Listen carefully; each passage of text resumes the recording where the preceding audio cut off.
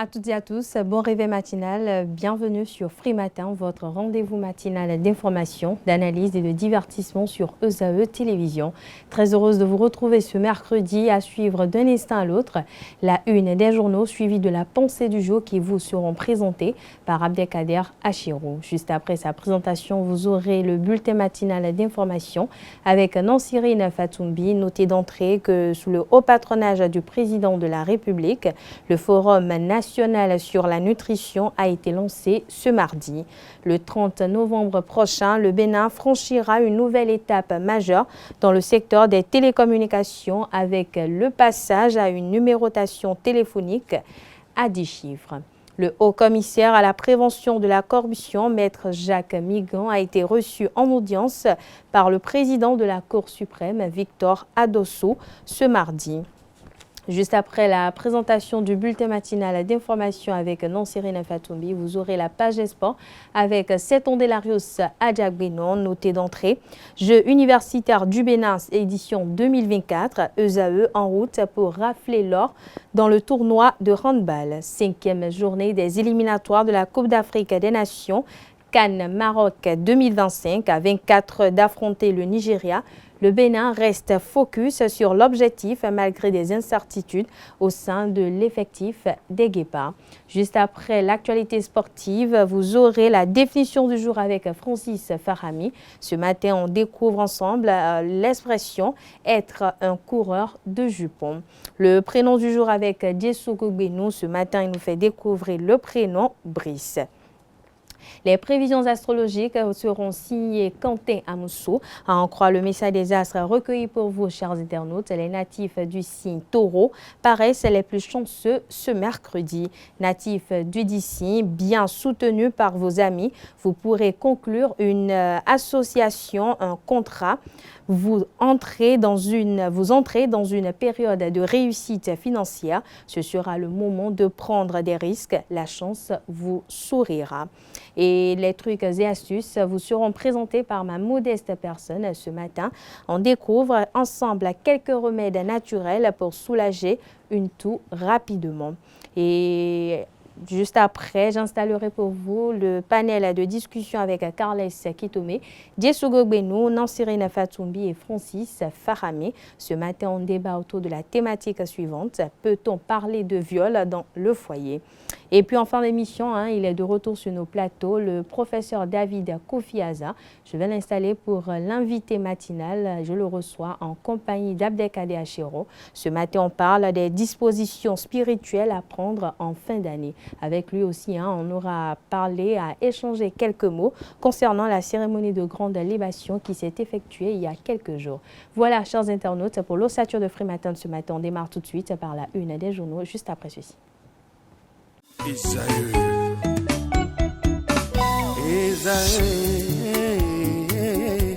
Vous recherchez une école de référence pour une double formation universitaire et professionnelle de qualité? Voici l'opportunité à ne pas rater. L'École supérieure d'administration, d'économie, de journalisme et des métiers de l'audiovisuel ESAE vous offre des programmes d'enseignement en licence et en master orientés vers l'emploi qui font d'elle une référence à travers les filières de l'administration générale et territoriale, l'administration du travail et de la sécurité sociale, droit, diplomatie et relations internationales, administration hospitalière, universitaire et intendance, journalisme et métiers de l'audiovisuel et toutes les filières des sciences de gestion. Une seule adresse, www.esae.bj. Rendez-vous dès maintenant sur nos campus ESAE Bedromende au numéro 90 93 65 21 ou au numéro 98 98 14 00. Parakou sur le numéro 52 46 12 12. Aboumé-Calavi au numéro 52 88 44 44. Akpaka au numéro 52 88 33 33. ESAE, l'excellence à un nom.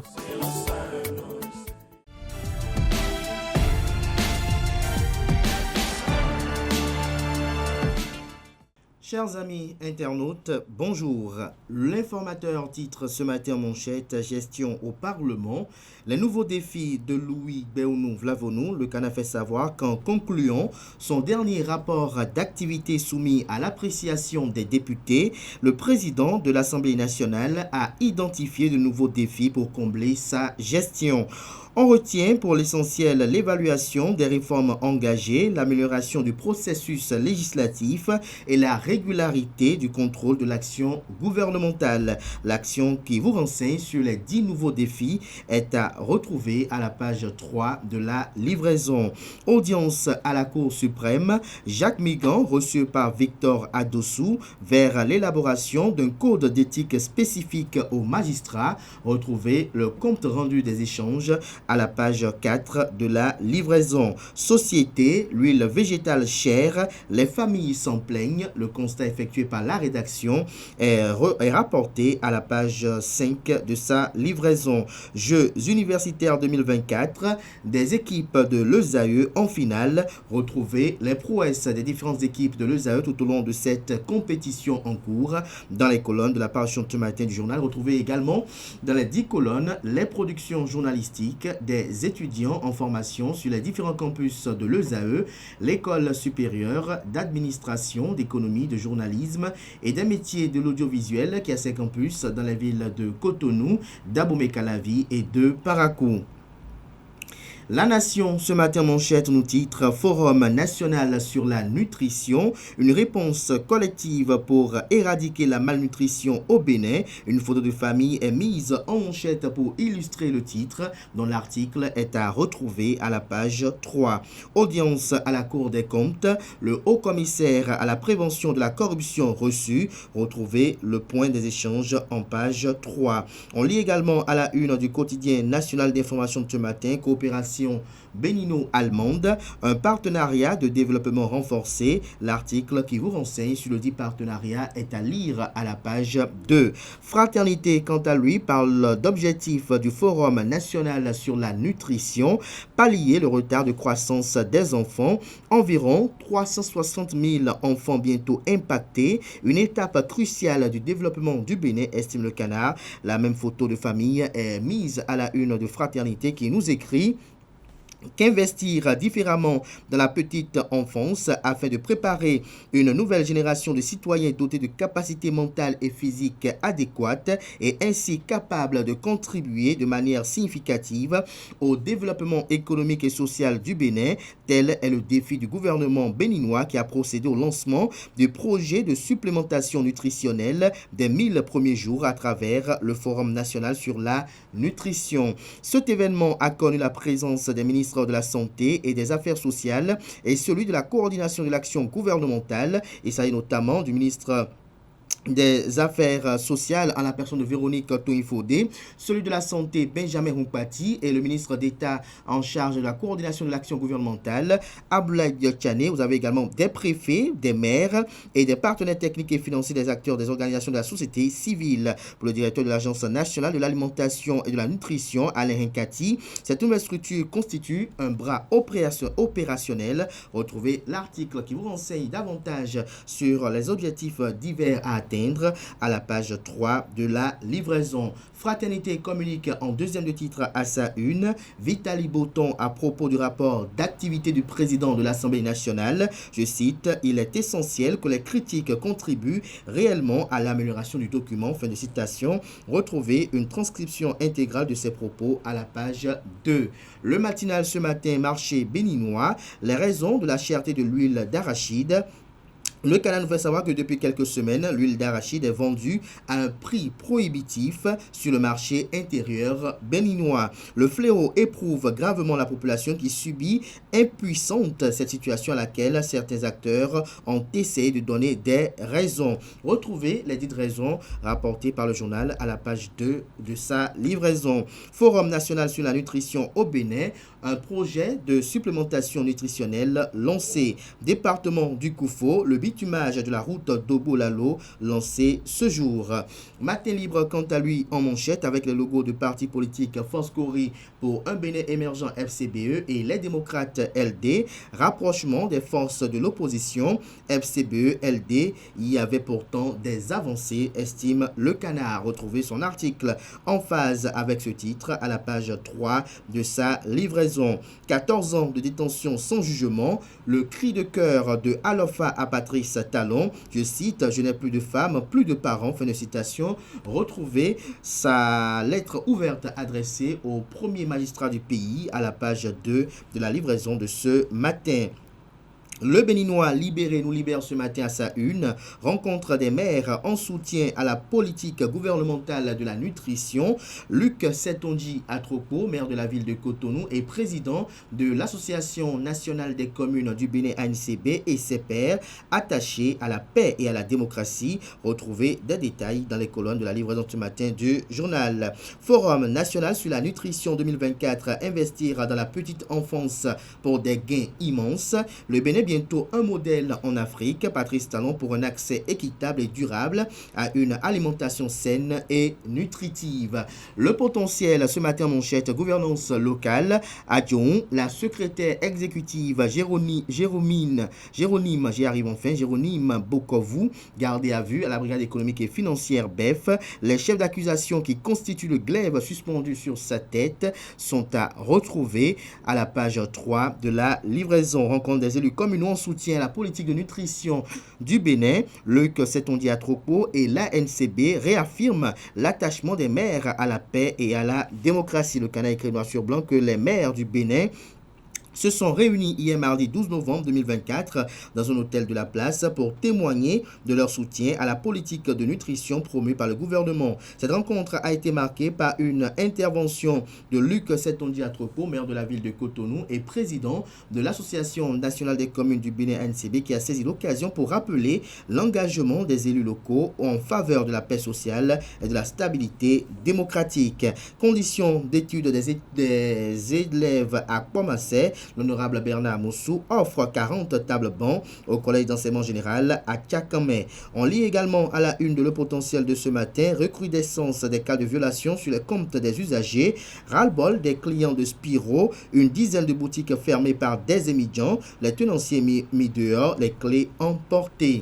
L'événement précis ce matin en manchette, combat politique, la désunion détruit l'opposition béninoise, fait observer le journal. Suite au vote du 4e rapport du président du Parlement béninois, notamment Louis Béounou Vlavonou, Vitali Boton, son porte-parole, répond aux critiques et apporte des clarifications. Ce rapport retrace l'ensemble des activités de l'Assemblée nationale, dit-il.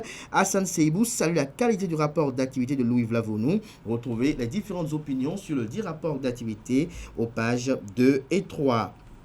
L'économiste à présent, performance du secteur bancaire en 2024, 14 prix d'Eromoni Awards et Global Finance pour le groupe Ecobank. Retrouvez l'article qui vous renseigne sur ceci à la page 10. Libération en manchette, critique acerbe des députés du groupe parlementaire Les Démocrates contre le 4e rapport d'activité du président Louis Béounou Vlavonou. Vitali Boton, porte-parole du président de l'Assemblée nationale, réagit et rétablit la vérité. Il invite les députés les démocrates à faire des critiques objectives et pertinentes. Examen national de licence 2024, 78,70% de taux d'admission. Titre Le Canard, en illustration la photo de la ministre de l'Enseignement supérieur et de la Recherche scientifique, Éléonore Yahi Ladécan.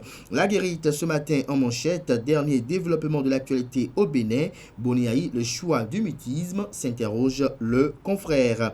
Décryptage info quant à lui, institution de microfinance au Bénin, hausse de 2,2% des dépôts collectés au deuxième trimestre 2024. Réforme des retraites au Bénin, bientôt le premier fonds de pension par capitalisation lancé, nous renseigne la une de ce matin de décryptage info. Le Télégramme ce matin, affaire tentative de coup d'État contre Patrice Talon, Olivier Bocor et Oswald Omeki, écouté à nouveau à la Cour de répression des infractions économiques et du terrorisme Criette.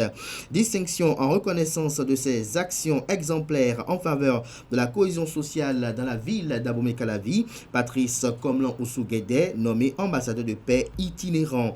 Critique contre le 4e rapport d'activité du président du Parlement béninois. Les clarifications de son porte-parole Vitali Boton sont à retrouver également à la page 6 de Le Télégramme. Le pays émergent dans la même veine communique. Le porte-parole du président de l'Assemblée nationale sur télévision Hémicycle Vitali Bouton explique pourquoi le quatrième rapport du président Loïc Béounou-Vlavonou a été voté et rejette les critiques des députés du parti politique Les Démocrates.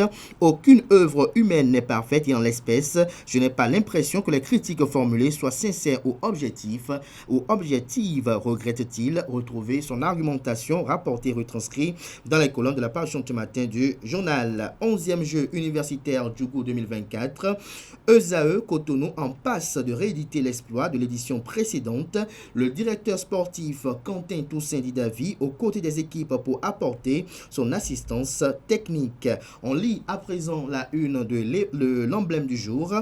Présentation du projet de loi de finances gestion 2025, budget du ministère des Finances pour l'exercice de l'année 2025. Le ministre d'État Romuald Ouadaï au Parlement ce jour. On lit également à la une de l'emblème du jour de ce matin, supposé recrutement au nom du ministère du Travail, les mises en garde du gouvernement contre les auteurs du faux communiqué. Du coin info à présent, commune de Djidja, un éleveur tué froidement par un agriculteur. Retrouvez des précisions sur cet incident dans les colonnes de la page ce matin du journal. Ce sera tout pour la présentation de quelques titres parus ce jour dans la presse locale.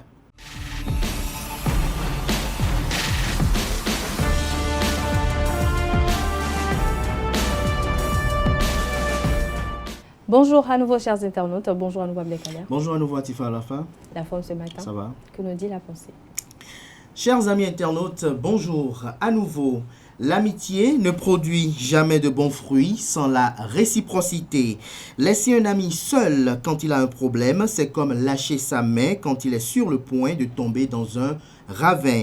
L'amitié se prouve pendant les beaux moments, mais surtout pendant les plus difficiles. Ne soyez pas triste pour une personne qui vous a laissé tomber, soyez plutôt triste pour elle, car elle vient de perdre quelqu'un qui ne l'aurait jamais laissé tomber. L'amitié ne cherche pas l'égalité, mais elle la produit. Elle met tout en commun entre les amis, notamment la fortune, les qualités d'esprit, les sentiments du cœur.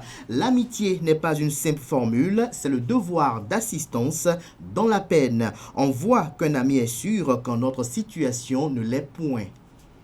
Merci à vous, Abdelkader Achou, pour cette pensée. Un petit commentaire pour nos amis internautes. Le petit commentaire supplétif sur ce qui vient d'être lu à nos amis internautes, c'est de faire comprendre que, comme je le disais tout à l'heure, l'amitié vit de la réciprocité.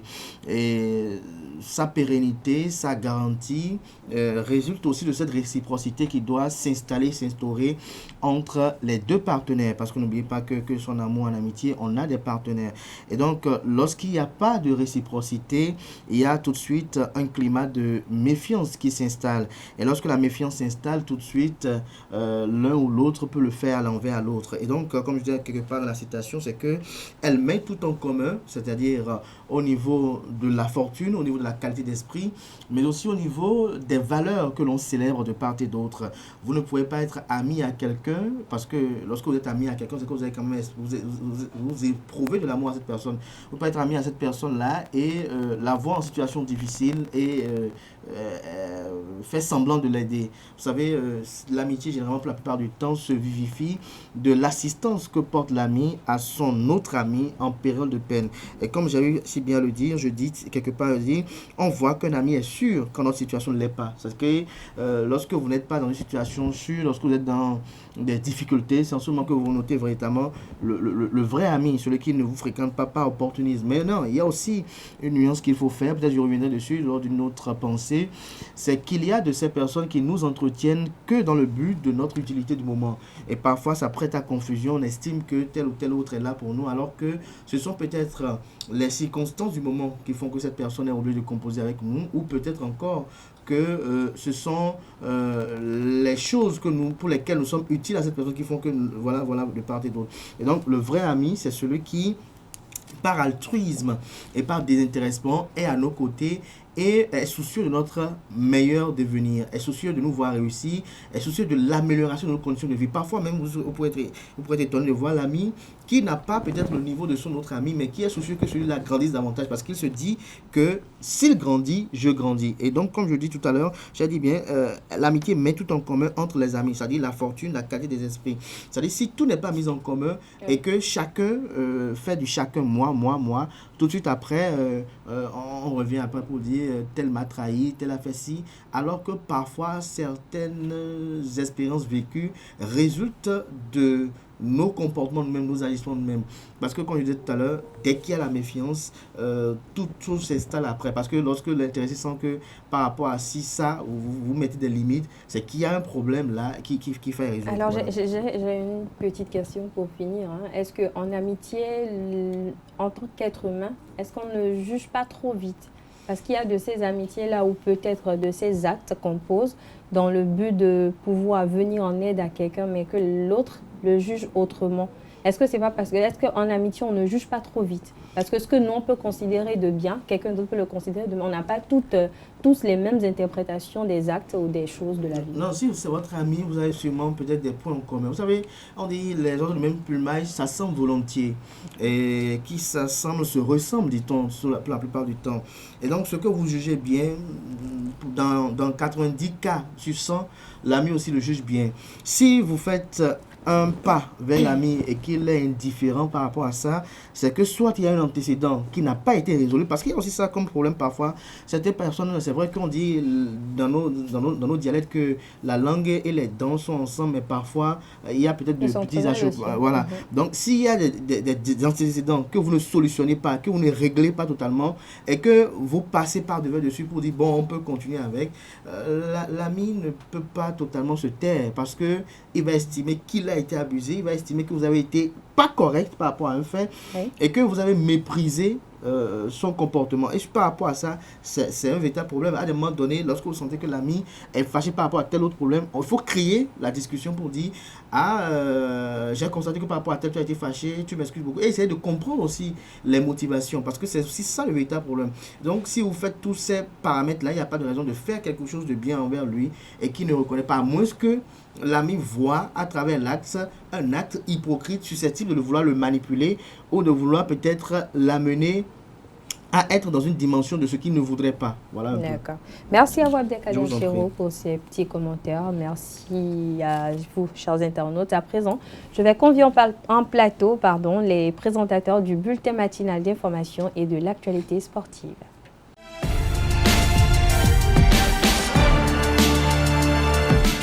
Le bulletin matinal d'information, c'est avec vous, Nancine Fatoumbi. Bonjour à vous. Bonjour, Atifa. Vous allez bien? Ça va. La page de sport avec vous, c'est Tondé Larius Adjabounon. Bonjour à vous. Oui, bonjour, Atifa. Vous allez bien également? Sportivement, en forme. En forme. Alors, Nancine Fatoumbi, on démarre par le lancement du Forum national sur la nutrition ce mardi. Amis internautes, bonjour et bienvenue dans ce bulletin matinal d'information. Le Forum national sur la nutrition au Bénin a démarré ce mardi 12 novembre 2024 au Palais des Congrès de Cotonou. C'était devant un parterre d'autorités politico-administratives, des représentants de la société civile et du personnel de la santé. Le point de la cérémonie de lancement avec Francis Fahmi. Faire de l'alimentation et de la nutrition un pilier fondamental du développement humain au Bénin. C'est ce que vise le Forum national sur la nutrition de l'Agence nationale de l'alimentation et de la nutrition ANAN. Le forum d'aujourd'hui marque l'aboutissement, sous l'égide de l'ANAN et de la Direction générale des politiques de développement, des préparatifs d'un projet révolutionnaire à fort potentiel transformateur dans le domaine de l'alimentation et de la nutrition au Bénin. Il s'agit du projet de supplémentation nutritionnelle des 1000 premiers jours, dont la conception a bénéficié des orientations précieuses du chef de l'État et des contributions des ministères sectoriels concernés. Le Forum national sur la nutrition est organisé sous le patronage du président de la République du Bénin, Patrice Talon, et sous la coordination du ministre d'État, Abdoulaye Biochani. En juillet 2024, le gouvernement du président Patrice Talon a clairement exprimé sa vision dans le domaine de l'alimentation et de la nutrition en adoptant la politique nationale d'alimentation et de nutrition. Quelle est notre ambition? C'est de bâtir un Bénin où chaque enfant peut grandir, s'épanouir et même rêver grand sans craindre les entraves de la malnutrition et des carences nutritionnelles. La mesure phare de cette politique est le projet de supplémentation nutritionnelle des 1000 premiers jours qui s'étendra donc de 2024 cette année à 2028. Le lancement de cet événement, qui se veut le carrefour des débats sur la nutrition, a connu la présence des maires de plusieurs communes du Bénin, des préfets, des acteurs de la société civile et des professionnels de la santé. Le Forum national sur la nutrition est également une initiative saluée par les partenaires techniques et financiers. Nous saluons cette initiative du gouvernement d'avoir réuni toutes les parties prenantes. Aucune institution ne peut parvenir seule à réduire la malnutrition chronique chez les enfants. C'est pour ça que nous saluons le leadership du gouvernement du Bénin qui a décidé d'en finir avec la malnutrition, mettant un focus sur la période de 1000 jours afin de maximiser l'impact et créer ainsi un continuum avec le programme scolaire qui a déjà été fait. Plusieurs activités sont au programme de ce forum. Entre autres, la présentation de la politique nationale d'alimentation et de nutrition, des échanges autour du projet de supplémentation nutritionnelle des 1000 premiers jours et des panels avec des experts et des partenaires techniques et leaders locaux. Il y a une mer qui compte les grains de maïs. Il y a des membres qui, dans la disette, croupissent. Il y a des bouches qui n'attendent que la cantine de l'école. Le Bénin franchira le 30 novembre prochain une étape majeure dans le secteur des télécommunications. C'est bien cela, désormais chaque numéro sera précédé du préfixe 01. Cette transformation initiée par le gouvernement du Bénin reflète l'engagement du pays à moderniser et à préparer l'avenir, répondant aux besoins croissants des citoyens et à l'évolution rapide du monde numérique. L'ajout du préfixe 01 permettra au Bénin d'augmenter considérablement sa capacité de numéros disponibles tout en offrant une connectivité étendue. Pour activer cette nouvelle numérotation, les abonnés n'auront qu'à composer le préfixe 01 suivi de leurs anciens numéros. Le haut-commissaire à la prévention de la corruption, Maître Jacques Migan, a été reçu en audience par le président de la Cour suprême. Le haut-commissaire à la prévention de la corruption, Maître Jacques Migan, a été reçu en audience dans la matinée de ce mardi 12 novembre 2024 par le président de la Cour suprême, Victor Adossou. Après près d'une heure d'échange, le haut-commissaire a fait le point des sujets abordés et des propos recueillis par Quentin Amoussou. Il y a eu des échanges très riches en conseil, beaucoup de conseils de la part du président de la Cour suprême. Nous avions expliqué au président la mission dévolue au Haut Commissariat à la prévention de la corruption. Et nous avions demandé au président qu'il serait bon, indépendamment du code éthique qui est réservé à tous les fonctionnaires, qu'il serait bon que la Cour suprême, je dirais, le corps des magistrats ait un code d'éthique spécifique. Puisque vous le savez, les magistrats, c'est un monde à part. C'est eux qui jugent. Et il faut qu'ils soient intègres, qu'ils manifestent à tout point de vue la bonne moralité attendue par le peuple. Et c'est avec grand plaisir que le président de la Cour abonde dans notre requête, accepte de nous accompagner pour l'élaboration de ce code éthique spécifique, je dis bien spécifique, au corps des magistrats. Nous avions également abordé que pour ce faire, pour que les magistrats soient complètement ce que nous recherchons, les hommes qui doivent rendre la justice, les décisions, qui rendent les décisions, il faut qu'ils vivent dans de très bonnes conditions de vie, de très bonnes conditions de travail, qu'ils soient à l'abri de tout besoin. Aujourd'hui, dans l'exercice de leurs fonctions, et demain, lorsqu'ils seront à la retraite. Et quand nous parlons de magistrats, nous ne parlons pas uniquement des magistrats de la Cour suprême, mais des magistrats en général. parce que nous savons ce que ça représente les magistrats dans un pays. Et nous en avons besoin de magistrats intègres. Voilà en gros ce que nous avions discuté avec le président de la Cour suprême. Nous avions évoqué aussi les prochaines élections générales qui doivent se tenir en 2026, pour plus précisément dans quelques mois, le 11 janvier prochain. Comme vous le savez, la Cour suprême, c'est le juge du contentieux des élections communales et municipales. Nous avons cherché à savoir si les dispositions idoines sont en train d'être prises pour que nous puissions avoir des élections apaisées dans notre pays en ce qui concerne les élections communales, les élections municipales qui touchent la Cour suprême. Et c'est encore avec grand plaisir que le président nous annonce que ces dispositions sont en train d'être prises pour que nous puissions avoir des élections apaisées. Et comme vous le savez, c'est vrai, il faut aussi avoir des élections apaisées à partir des partis politiques. Et le Haut Commissariat à la prévention de la corruption, que nous avons l'honneur de présider aujourd'hui, aura l'occasion d'échanger avec les différents partis politiques, les responsables, et aussi ceux qui organisent ces élections, savoir la Sénat. D'une audience à une autre, on parle de celle de la Cour des comptes. Ensuite, c'était le tour de Ismat Biotchani Mamadou, présidente de la Cour des comptes, qui a reçu le haut-commissaire en audience marquant la fin de la visite de courtoisie de Maître Jacques Mégan avec les présidents des institutions de la République entamée il y a quelques mois au micro de Kanté Amoussou, suivant l'essentiel de leur discussion. Nous sommes en train de terminer nos visites de courtoisie aux responsables d'institutions constitutionnelles. Nous avions présenté à la présidente de la Cour des comptes la mission dévolue au commissariat à la prévention de la corruption. Nous avions reçu de Madame la Présidente de sages conseils, des conseils qui vont permettre à notre institution d'accomplir au mieux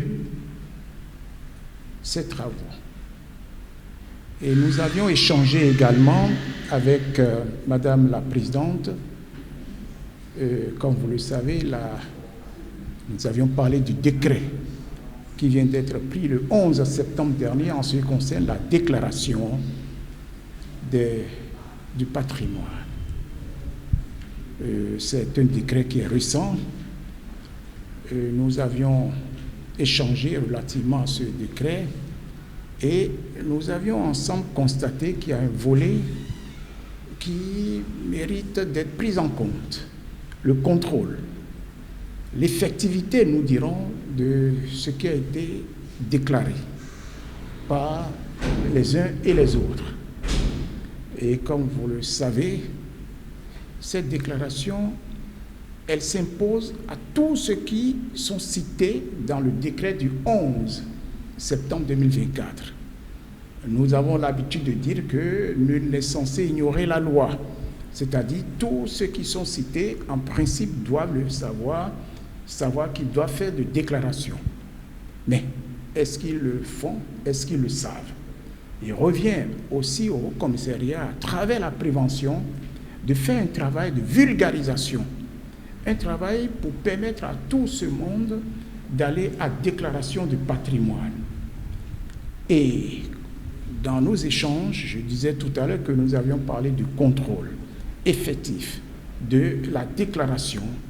Est-ce que cela a été fait? Est-ce qu'il n'y a pas eu d'omission? Est-ce qu'il n'y a pas eu d'oubli? Donc, c'est des choses que nous allons voir ensemble sur le terrain. Nous avions également parlé avec Madame la Présidente de la Cour des comptes de tout ce qui touche les partis politiques. Et comme vous le savez, bientôt nous aurons les élections générales de 2026. Or, la Cour des comptes ne s'occupe pas uniquement des subventions au niveau des partis politiques. C'est-à-dire, est-ce que ces subventions sont bien gérées par les partis politiques qui l'ont reçues? Mais la Cour des comptes va également sur le terrain des frais dépensés lors des différentes élections. Donc il y a un travail en amont qui doit se faire par ces partis politiques, en tout cas ceux qui gèrent les finances de ces partis, pour que ce qui doit être dépensé conformément à la loi soit respecté.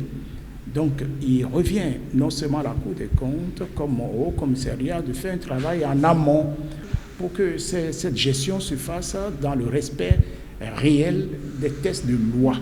À présent, les propos de quelques citoyens béninois sur le cadre de concertation mis en place par les partis de l'opposition. Des partis et mouvements politiques d'opposition au régime du président Patrice Talon ont mis sur pied le dimanche 10 novembre 2024 à Cotonou un cadre de concertation. Cette initiative vise à préparer de manière coordonnée les élections générales de 2026. Interrogés sur cette décision de l'opposition, quelques citoyens rencontrés dans la ville de Cotonou commandent cette initiative. Ils sont au micro de Djissou Goboni. Il est bien qui crée leur truc là, cas de concertation. Mais cas de concertation, il faut des actes concrets. Il faut se mobiliser. Il faut mobiliser le peuple. L'union fait la force, dit-on. On ne peut pas aller en rang dispersé quand même pour se faire entendre. Bon, une fois dans ce cadre-là, quand même, il faudra quand même ensemble discuter des voies et moyens pour se faire entendre par le pouvoir en place et corriger ce qui a lieu de corriger afin que la compétition de 2026 soit quand même équitable. C'est normal. Il faille corriger quand même ce qui a lieu d'être corrigé. L'opposition se concerte, c'est une très bonne chose et qu'il faut qu'il soit vivant sur le terrain. Reste à savoir si ces derniers ont étudié ce qu'on appelle la philosophie politique pour savoir ce qu'on entend par la politique réelle et faire la part entre les deux types de démocratie. La démocratie plurielle et la démocratie à sens unique. Il faut asseoir les bases d'un consentement quand même général par rapport à la liste électorale. Et par la suite, je pense que si on s'entend sur ça, quand on sera aux élections en 2026, je pense qu'il n'y aura pas de contestation qui puisse amener de la violence. Vous voyez ce que j'en dis donc? C'est maintenant, il faut asseoir ces bases de consentement mutuel pour éviter les violences électorales plus tard. Moi, quand on parle de l'opposition, qui est opposant, qui est mouvancier? Moi, je ne vois rien sous le président Talon. Je ne sais pas s'il y a opposition ou bon mouvement. Les gens parlent. Mais aujourd'hui, quand on dit les démocrates, oui, mais il faut que le peuple se lève. Laissons-leur la chance au moins de s'exprimer ce qu'ils pensent. On ne peut pas leur refuser de ne pas parler. Donc ils n'ont qu'à jouer leur partition eux aussi. On verra. On verra la suite, on va les suivre. Autre actualité, ça sera tout pour le bulletin matinal d'information. Merci à vous, Nansrine Fatoumbi, pour cette présentation. Vous restez avec moi. On retrouve juste après ceci. C'est Ondé Larius Adjagweno pour la page Sport.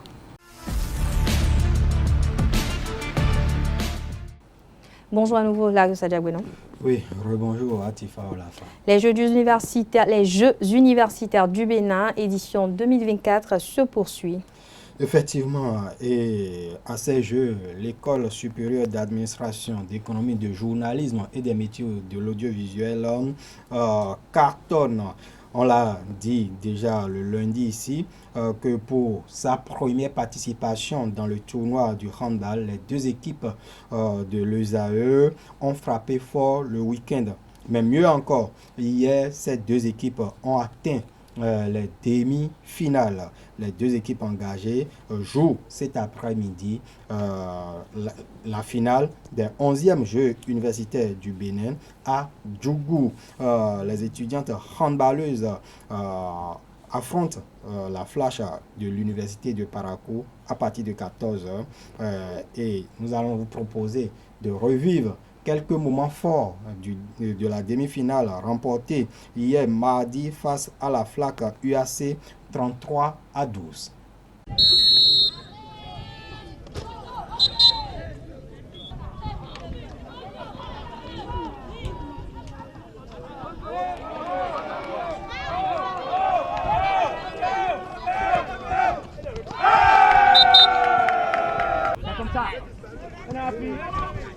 On reste, allez, c'est mieux. Ok.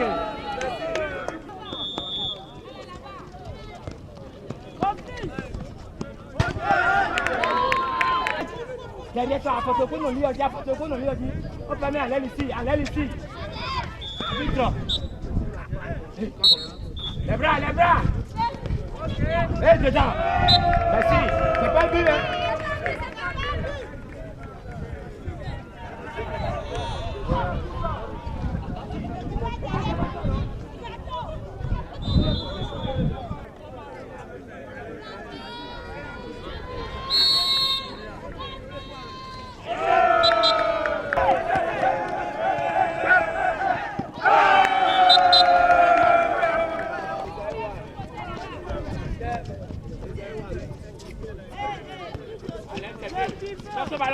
Prends ton ballon, voilà. Joue maintenant, joue vite là. Allez-y vite.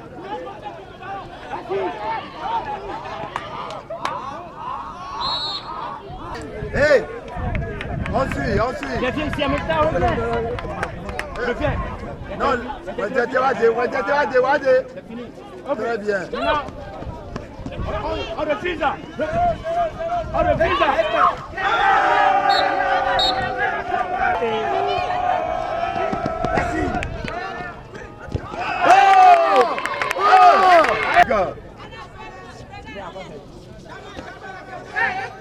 Merci, c'est bon. Allez, donne pas et tu me prends ça.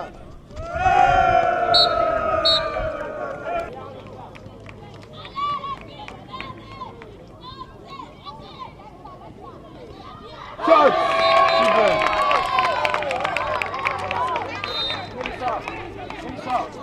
Hey, défends à sa place de jeu, va toucher. Ferme ici. Merci. C'est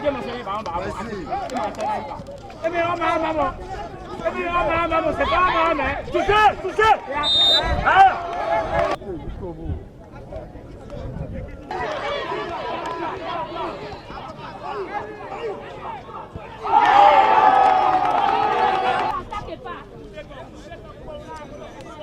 Allez, dur.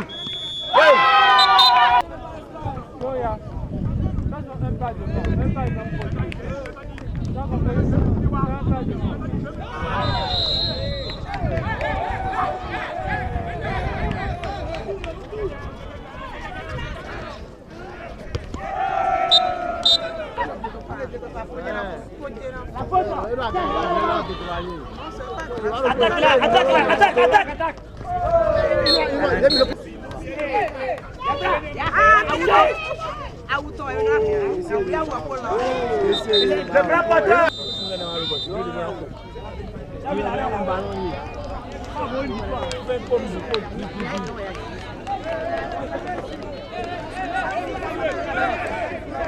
Chez les hommes, les étudiants handballeurs de l'ESAE vont défier le SST de Lokossa en finale à partir de 15h30. En demi-finale, ils ont remporté leur demi-finale 25-19. Retour en image sur quelques actions de ce match.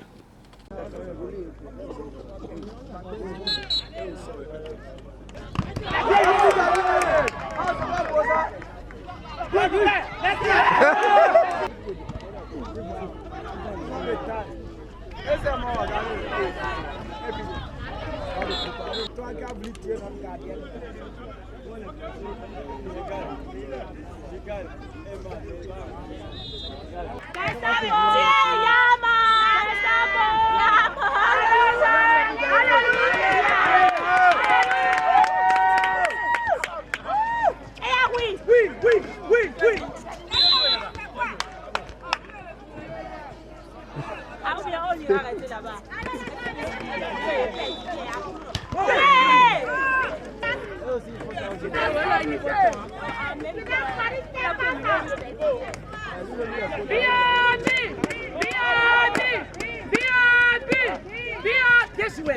Oui, oui.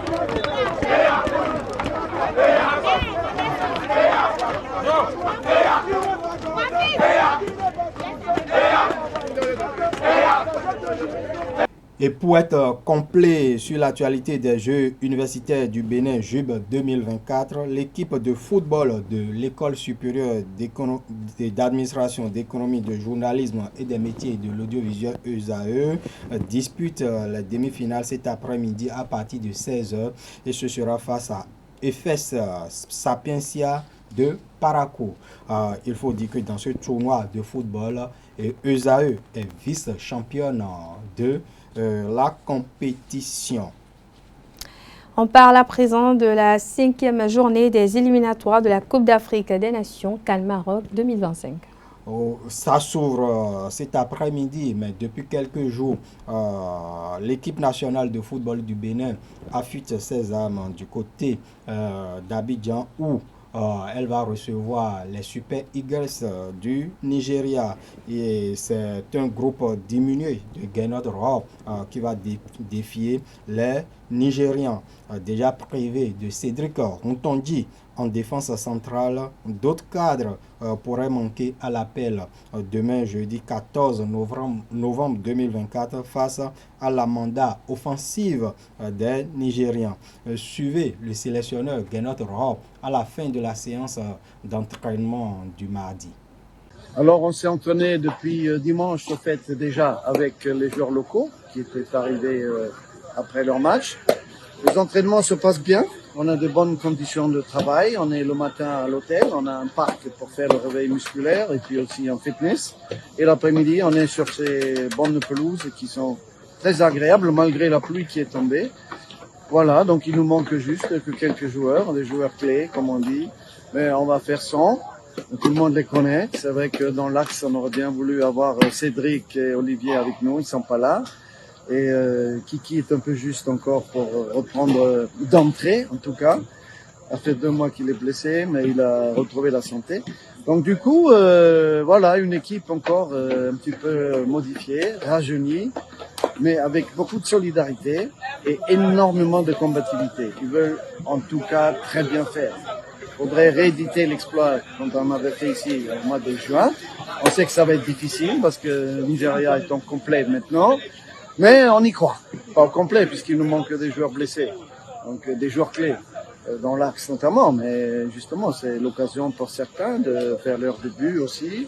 Et pour d'autres de retrouver un autre poste. Voilà, l'entraînement s'est bien passé et on est toujours optimiste. Nous avons gagné tous les matchs ici. On voudrait continuer sur cette lancée. Ça va être plus difficile parce qu'on est un peu handicapé et l'adversaire est au complet. Mais l'exploit est possible, on y croit.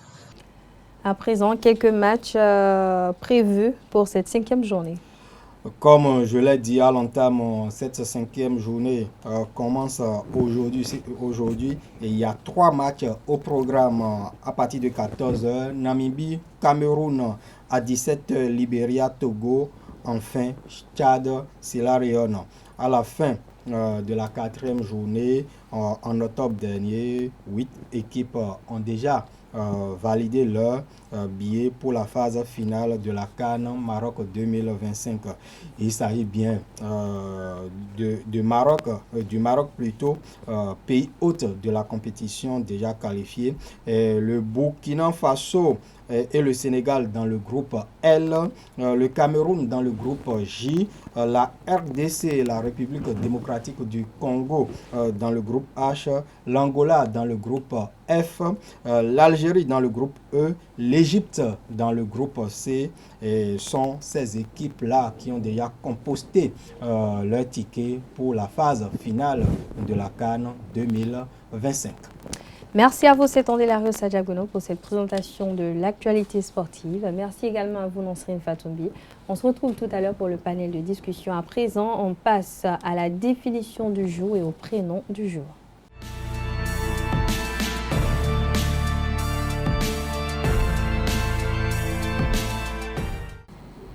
La définition du jour avec vous, Francis Farami. Bonjour à vous. Bonjour Atifa. Le prénom du jour avec vous, Franck Dessougo Gwenou. Bonjour à vous. Bonjour à vous également. Francis, on découvre l'expression être un coureur de jupons. En effet, à toutes et à tous, bonjour. L'expression coureur de jupons est une locution nominale. Elle désigne une personne qui aime séduire de nombreuses femmes. On le soupçonne d'être un as de la quéquette. Il s'agit d'un homme qui aime draguer, qui aime courir les femmes et qui court de femme en femme. Amis internautes, l'expression coureur de jupons est souvent remplacée par les mots et expressions comme don Juan, enjoliveur, libertin ou séducteur par exemple. Étymologiquement, coureur de jupon est dérivé beaucoup plus de jupe. Le jupon est un sous-vêtement féminin attaché à la taille et qui soutient l'ampleur d'une jupe, d'une robe ou en atténue le fait de transparence. Amis internautes, c'est tout pour la définition de ce matin. Merci à vous, Francis Farami. Des coureurs de jupons, vous en connaissez? Oui. Est-ce que vous êtes un coureur de jupons? En tout cas, pas que je sache. Parce que vous sachez. Dessougo Gwenou, vous connaissez des coureurs de jupons? Les coureurs de jupons, il en existe. Vous en êtes un? Non. Non. Du tout pas. Vous êtes sûr? Je suis trop sérieux. J'espère que vous avez été tous sincères. Merci à vous, Francis Farami. Vous restez avec moi. On retrouve Dessougo Gwenou juste après ceci.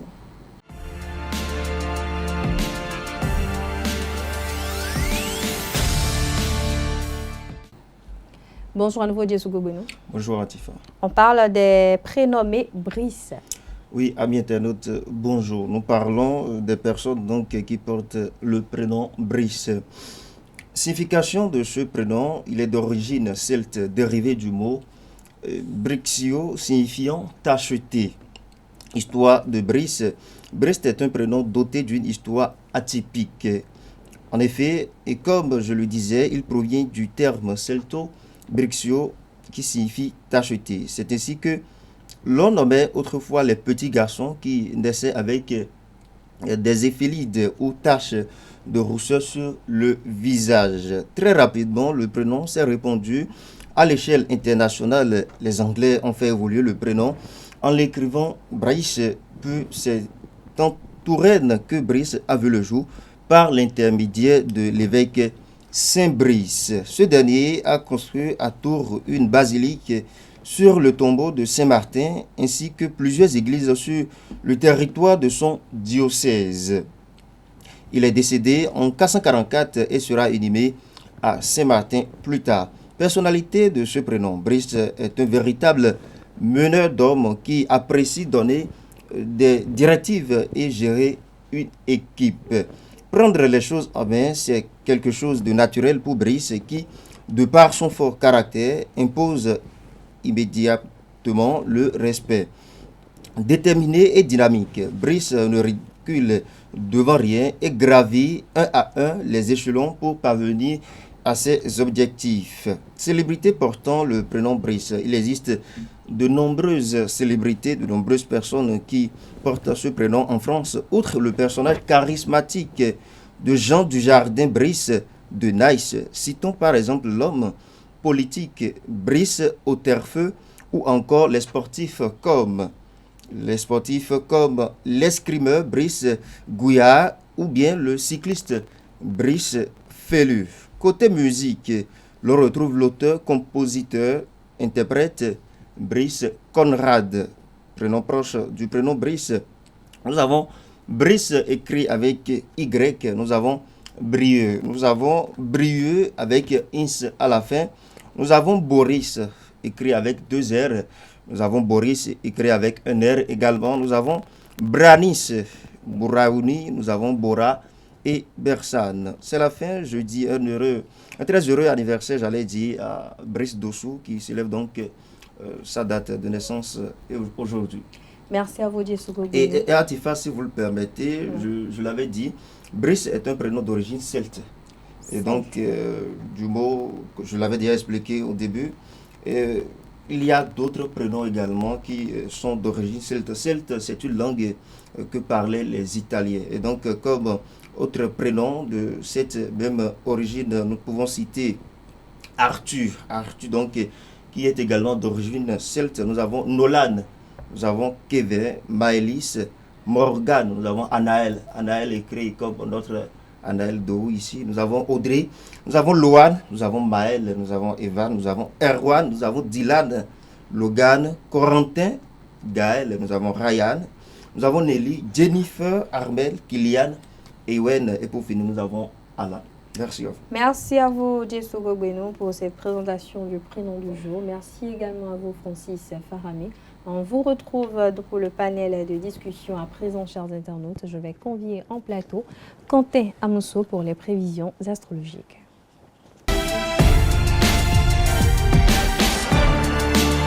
Les prévisions astrologiques avec vous, Quentin Amosso. Bonjour à vous. Bonjour Atifa. Vous allez bien? Oui, ça va. Que nous prédisent les astres ce mercredi matin? Bonjour amis internautes. Bélier, pour être à la hauteur de vos ambitions, consolidez vos acquis. Attention aux astres qui pourraient vous jouer un mauvais tour sur le plan financier et vous fragiliser. Amis du signe Taureau, bien soutenu par vos amis, vous pourrez conclure une association, un contrat, vous entrez dans une période de réussite financière.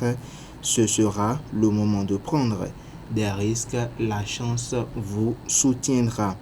Quant à vous, Gémeaux, vous vous êtes dispersés inutilement ces derniers temps. Il faudra donc vous recentrer sur votre projet pour espérer un aboutissement. Amis du signe Cancer, inutile de vous forcer à y penser.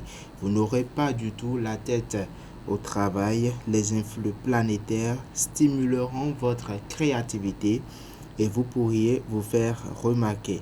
Quant à vous, Lion, vous aurez plutôt, de l'énergie à revendre et vous pourrez abattre beaucoup de travail. Vos efforts seront récompensés. Préparez-vous à assumer de nouvelles responsabilités. Amis du signe Vierge, lorsque vous vous engagez, vous devez aller jusqu'au bout. Vous ne pouvez pas abandonner un projet, encore plus un projet de groupe. Amis du signe Balance, vous aurez du mal à vous concentrer sur les tâches quotidiennes car vous avez envie de changement. Scorpion, à présent, il arrive un moment où il vous faut savoir mettre le point final. Toute révision de votre travail sera superflue. Amis du signe Sagittaire, débordant d'audace, vous relèverez des défis insensés dans le domaine professionnel. Ce sera pas sans risque. Capricorne, armez-vous de courage pour faire face aux obstacles qui vont jalonner cette journée. Il n'y aura rien de grave, simplement des retards ou encore des erreurs à rattraper. Avant-dernier signe du zodiaque Verseau, vous débordez de créativité. Vous avez de nouveaux projets en tête. Et enfin, Poisson, on pourrait vous proposer de prendre de nouvelles responsabilités et réfléchissez avant de prendre une décision. Si vous faites machine arrière, vous perdrez en crédibilité. Voilà, c'est tout pour l'horoscope de ce matin. Merci à vous, Quentin Amosso, pour ces prévisions astrologiques. Merci également à vous, internautes, chers internautes.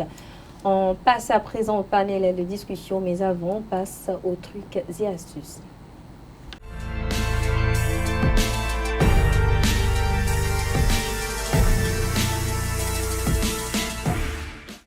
À nouveau, bonjour chers internautes. Vous avez une toux qui refuse de partir. Eh bien, démarrez par un sirop de maison pour vous soulager rapidement. Pour ce faire, Prenez 2 cuillères à soupe de miel, 2 cuillères à soupe de vinaigre de cidre de pomme ou tout simplement du jus de citron.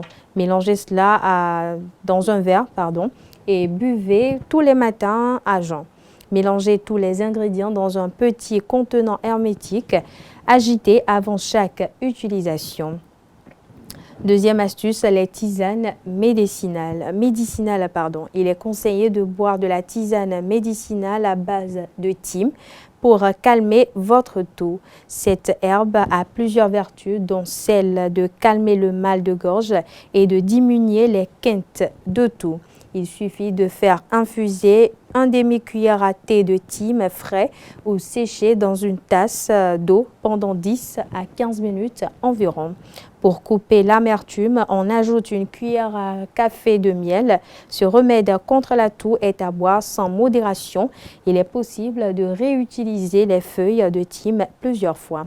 Troisième astuce, les huiles essentielles. Afin de calmer votre toux et de désencombrer les bronches, il est conseillé de faire des inhalations d'huiles essentielles, notamment avant le coucher pour calmer la toux nocturne.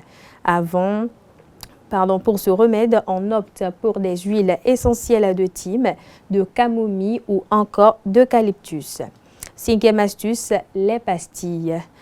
Les pastilles au miel et au citron aident à soulager la toux. Si vous avez une toux sèche, sachez que n'importe quel bonbon est efficace. La production de salive que provoque la succion d'un bonbon arrête la toux sèche. Sixième astuce, l'hydratation. Meilleur remède contre la toux, plus vous boirez d'eau, plus vite vous vous en débarrassez. L'eau permet en effet de liquéfier et d'éclaircir le mucus. Vous pouvez également vous gargariser avec un mélange d'eau et de sel afin de désinfecter votre gorge. L'eau chaude comme l'eau froide fonctionne tout aussi bien. La chaleur a de plus un effet réconfortant.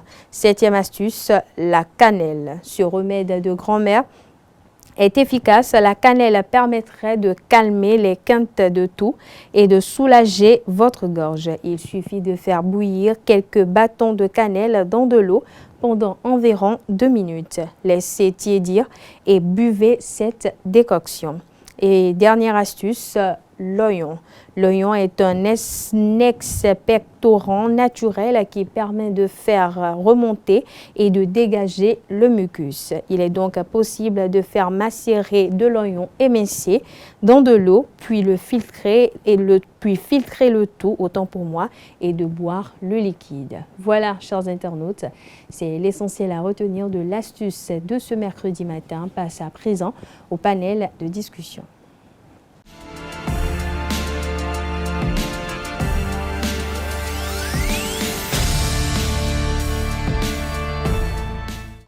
Peut-on parler de viol dans le foyer? C'est le thème du panel de discussion de ce mercredi. Et pour en débattre, je suis entourée de Carles Kitome. Bonjour à vous. Bonjour, Atifa. La forme?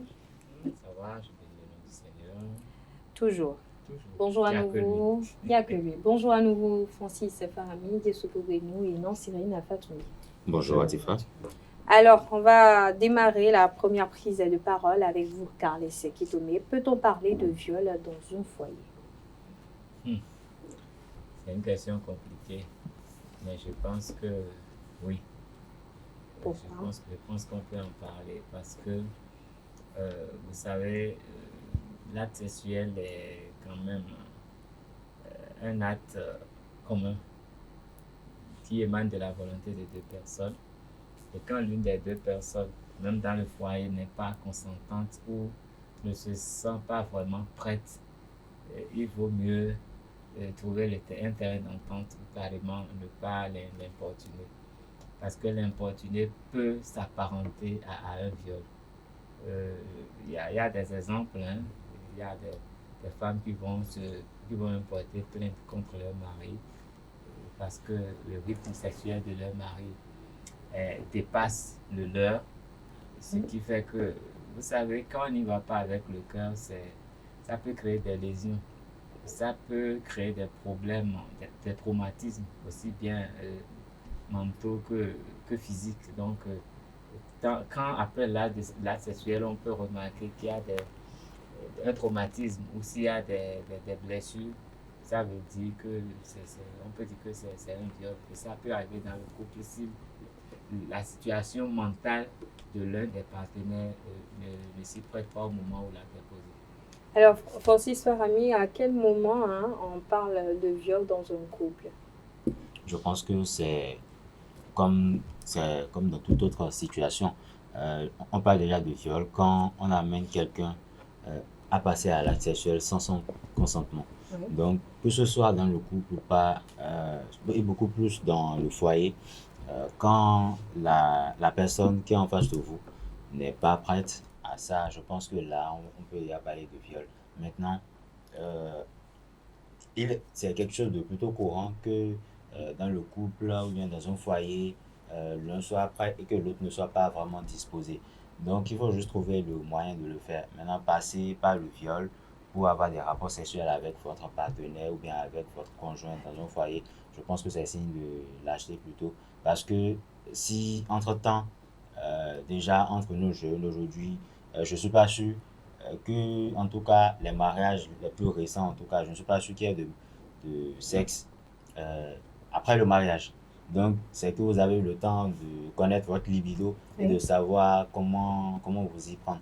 Mais si vous n'avez pas pris le temps de vous connaître, ça aussi, c'est une bonne chose. C'est même ce qui est souhaitable. Donc, c'est plutôt une question de communication. Trouver le moyen de communiquer, de discuter avec votre partenaire, même si vous avez envie de le faire et qu'il ou elle n'a pas envie de le faire tout de suite. Trouvez juste des astuces. Demandez aux parents. Je pense que ce sont les plus qualifiés pour vous aider dans cette situation. Alors, Nansrine Fatoubi, d'aucuns estiment que dans un foyer ou lorsqu'on parle d'un couple marié, il n'y a pas lieu de parler de viol dans le sens où c'est un devoir conjugal, le fait d'assouvir les plaisirs ou les besoins de son ou sa partenaire. Êtes-vous d'avis? Je ne suis pas mariée, donc je ne saurais pas la question. Donc, déjà, l'acte sexuel, c'est un besoin. Donc, il ne faut pas y aller à l'acte sexuel autant va. Donc, moi, je crois que c'est d'abord une question de consentement. Donc, si votre partenaire n'est pas prêt pour aller à l'acte, je ne vois pas en quoi vous allez le forcer, même si entre-temps, c'est un devoir qu'elle doit accomplir. Donc, moi, je crois que ceux qui émettent cette thèse ont pleinement raison. Alors, Djessougou Benou, pour vous, c'est quoi un viol? Alors, merci beaucoup. Moi, je crois que un viol, c'est le fait d'aller à l'acte sexuel. Lorsqu'on reste dans le contexte sexuel, c'est le fait de passer à l'acte sexuel avec quelqu'un qui n'est pas d'accord, qui n'a pas donné son accord. Alors, lorsque je reviens dans le cadre, dans le vif du sujet, lorsque vous demandez est-ce qu'on peut parler de viol dans un foyer. Oui. Alors, moi, je dirais que si l'on doit parler de viol dans un foyer, l'institution du mariage n'a plus son sens, selon moi, mon entendement. Je vais vous expliquer. Lorsque nous ne sommes pas encore mariés, et qu'on désire d'une personne, lorsque quelqu'un n'est pas encore marié, et qu'il désire d'une personne, d'accord, il fait tout pour que la personne soit d'accord avant de passer à l'acte avec cette personne-là. La personne ne pourra plus revenir lui dire que bon voilà, monsieur, vous m'avez violé. Encore que les hommes se font violer. Ça, c'est un autre débat. Ça dit que dans un mariage, on n'a pas besoin de... Laissez-moi développer. Laissez-moi développer. Lorsque je prends l'accord, d'accord, de la personne avec qui je tiens des rapports, des relations sexuelles, c'est dire que je ne l'ai pas violé. D'accord? Le mariage a été instauré par la société. Et on a franchi des étapes. On est passé dans le cadre du mariage. Ça veut dire qu'on est légalement marié. C'est-à-dire qu'on n'a plus raison de se cacher pour faire des choses. D'accord? Alors, lorsque nous avons franchi toute cette étape-là et que je suis avec quelqu'un, et lorsqu'on se marie, c'est pour être fidèle à cette personne-là, avec la personne avec qui on s'est marié. On ne se met pas dans un mariage pour avoir une autre femme au dehors. Maintenant, lorsque je me mets dans le mariage et que je veux passer à l'acte sexuel avec mon épouse, que j'ai mariée légalement, que j'ai doté, j'ai tout fait, et que je veux passer à l'acte avec cette personne-là, et que, bien, je suis passé à l'acte, et on me parle plus tard de viol. Moi, c'est vrai que dans les discussions, il faut pas grimper, la personne parce que vous avez tout de suite envie. Bon, excusez-moi, il faut pas passer à l'acte avec cette personne-là parce que vous avez tout de suite envie. Vous passez à l'acte avec cette personne-là. Il faut discuter avec elle. Et ce n'est pas parce qu'elle n'a pas voulu, selon moi, mon entendement, c'est pas parce qu'elle n'a pas voulu et que vous êtes passé à l'acte que vous l'avez violée. Parce qu'elle est venue pour ça. Elle est venue dans le mariage pour ça. Oui. Pour moi, si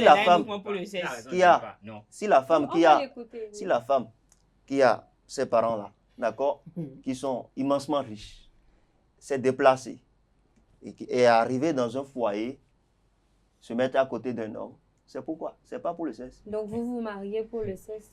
Si c'est pas pour le sexe, pourquoi on va se marier? Légitime. Si c'est pas pour le sexe, pourquoi on va se marier? Si c'est pas pour le sexe, si c'est pas pour avoir des enfants, il faut passer inévitablement par le sexe. Donc c'est pour ça que vous avez épousé votre femme. Si c'est pas pour le sexe, je me marie pourquoi? Si c'est pas pour avoir des enfants, je me marie pourquoi?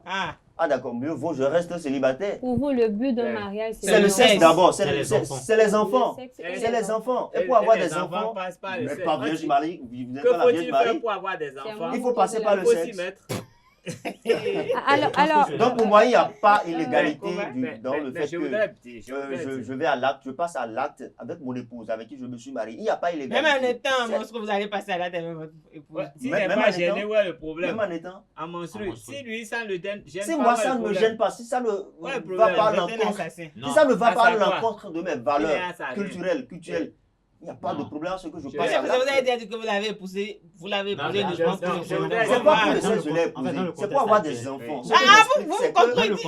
On va s'écouter. Pour avoir des enfants, vous êtes la Vierge Marie. On va s'écouter. En fait, je comprends sa position, mais tout est une question de contextualisation. Parce que si on parle de viol, c'est pas parce, comme il a dit, on est là pour ça. Mais si on... Écoutez ce qu'il raconte. Laissez-le terminer. On est là pour ça. Mais si par exemple, elle n'est pas prête et que vous, parce que c'est un devoir, elle est là pour ça, vous la violentez pour le faire, là il se pose un problème. Soit c'est vous le problème, soit vous avez mal compris les choses. Parce que là, lui-même il a dit, si le fait de passer au sexe pendant que la femme est en période de menstruation, ça ne pose aucun problème. Mais il faut penser aux conséquences d'un point de vue sanitaire. Parce que passer à l'acte pendant tout ça, en fait, je ne sais pas ce que ça peut engendrer, mais je suis sûr que ce n'est pas quelque chose de sain et que ça peut vous causer des dommages. Aller à l'acte sexuel même n'est pas quelque chose de sain. Non. Passer à l'acte vous ne comprenez pas apparemment. Aller à l'acte n'est pas quelque chose de sain. Après tout, vous êtes là pour ça aussi. Passer à l'acte sexuel. Vous ne comprenez pas, on dirait. Pourquoi vous pensez que c'est facile pour un être qui entretient son corps, qui a sa manière d'entretenir son corps, de passer, de se coller à quelqu'un, de se permettre d'aller à l'acte. Mais là, c'est un autre problème. Oui, Carles. D'abord, passer à l'acte sexuel requiert une disposition mentale.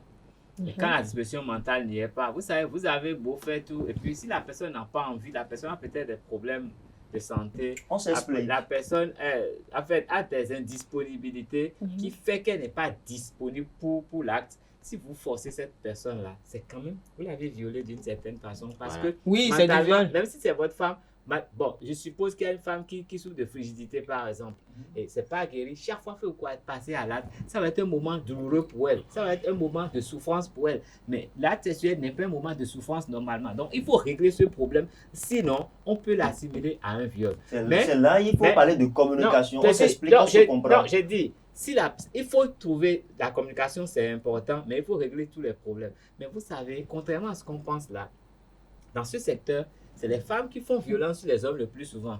Je vais vous expliquer. Je m'attendais à ça. Oui. Si c'est vous qui parlez de ça là, il est dans un foyer. Je suis d'accord. Allez au bout de vos idées, Carles. Vous savez, quand la femme, elle le veut, elle vous prépare à l'acte.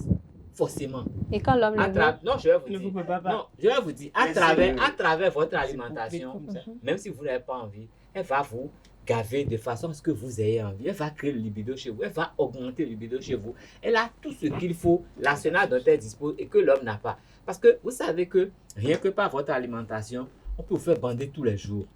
Même si vous avez des soucis, vous êtes entêté n'importe comment. Donc, elle a toutes les astuces pour vous amener là. Même si vous ne voulez pas, vous irez à l'acte. Mais pour l'homme, c'est beaucoup plus délicat parce que l'homme n'a pas la maîtrise du foyer. C'est peut-être à travers le verbe et à travers des gestes, des attouchements que l'homme essaye. Mais ça n'a pas forcément la même efficacité parce que votre alimentation, c'est comme un médicament. Quand on donne ce médicament, vous aurez forcément envie.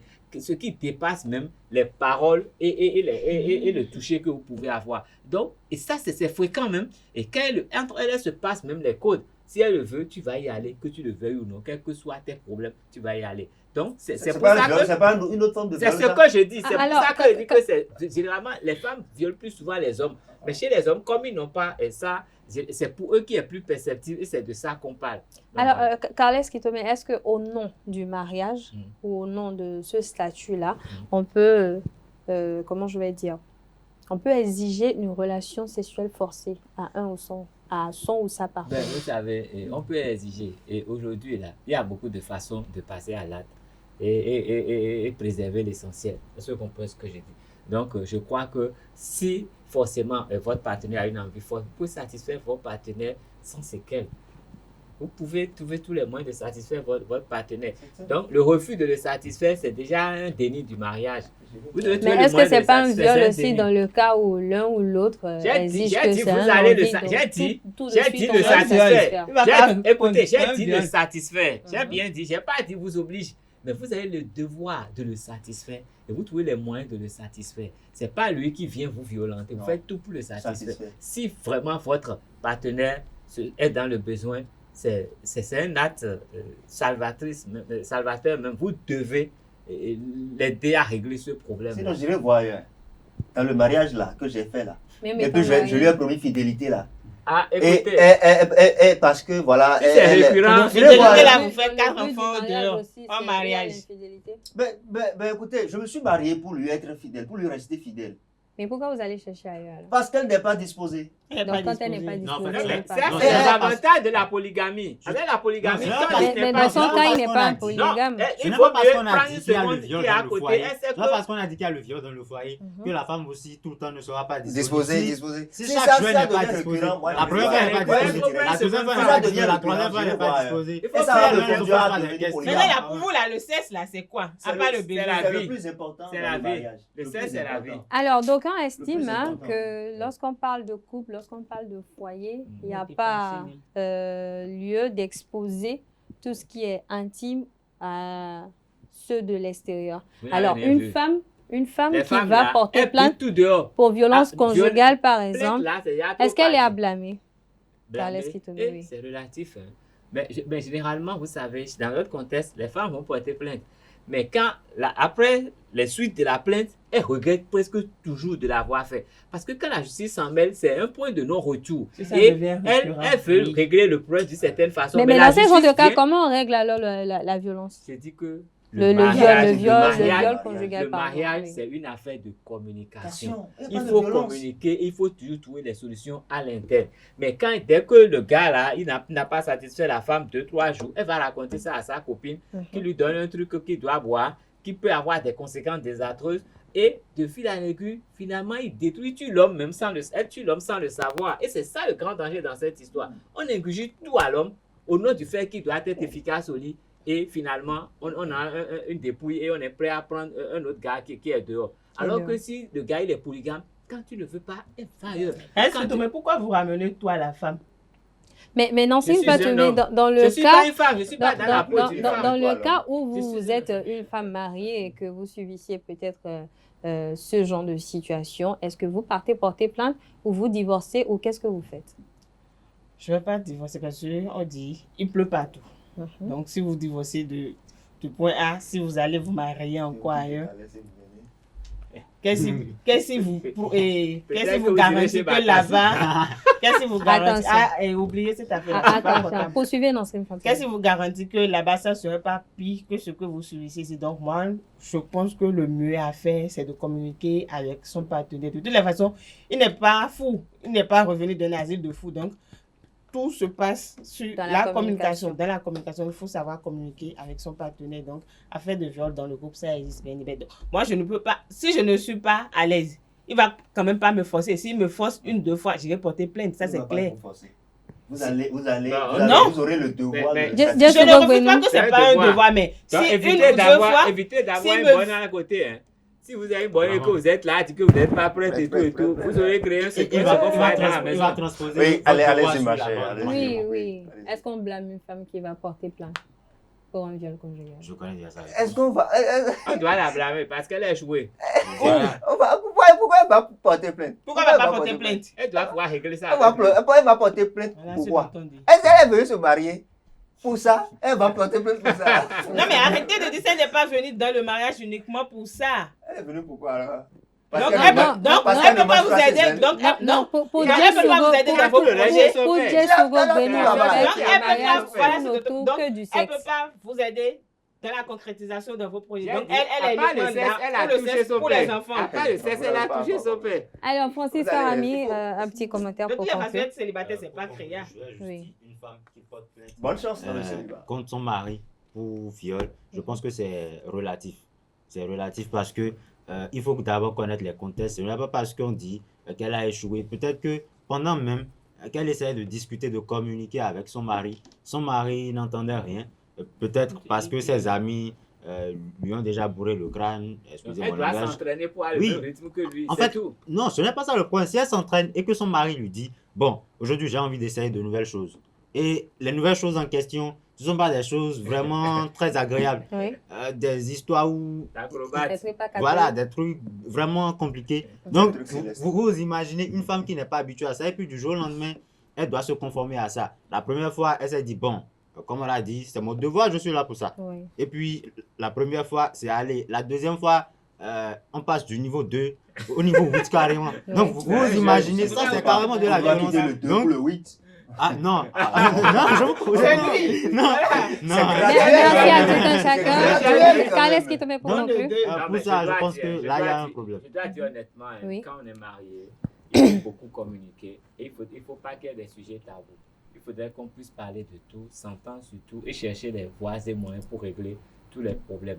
Quand on ne le fait pas, on peut se retrouver au tribunal. Affaire de viol, on peut gérer ça très facilement. Mais quand on est fermé au dialogue, ça peut avoir des dégâts. Mais si c'est une affaire de rythme sexuel, si c'est l'homme qui a un rythme beaucoup plus régulier que la femme, autant prendre une seconde femme pour régler le problème.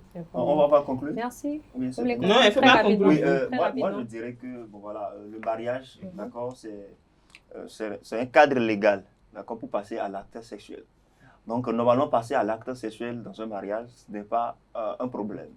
Le problème serait du côté du partenaire qui n'arrive quand même pas à s'ouvrir, à s'expliquer, à expliquer ce qu'il ou elle ressent à son ou sa partenaire pour qu'il puisse s'entendre avant de passer à l'acte. Voilà. Mais je dirais que c'est un devoir. Merci à vous, Djessogo Beno. Merci à vous, Francis Farami.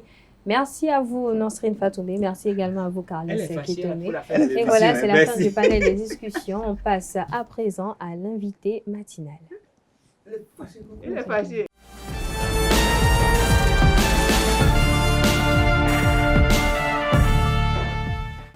L'invité matinal de ce mercredi reçoit pour vous, chers internautes, David Kofiaza, professeur et prêtre de Fa, président du CONASEB. Vous le constaterez, il est de retour sur nos plateaux. Avec lui, on parle des dispositions spirituelles à prendre en fin d'année. Avec lui également, on échangera quelques mots sur, sinon, un bilan concernant la cérémonie de grande libation qui s'est effectuée il y a quelques jours. Et pour le recevoir, je suis en compagnie de Abdelkader Achiro. Bonjour à vous. Bonjour à nouveau à Tifon Lafa, professeur David Kofiaza, bonjour. Bonjour. Bonjour, professeur. Alors, Abdelkader, il est à vous. David Kofiaza, il y a quelques jours, en qualité de grand maître de l'authentique universel hors de la Reine Mère au Nord et également avec le lead que vous prenez au niveau d'autres associations spirituelles, vous avez pu organiser la grande libation. Alors, quelques jours après, qu'est-ce qu'on peut retenir de cette première édition qui s'est effectuée dans la commune d'Abomey Calavi?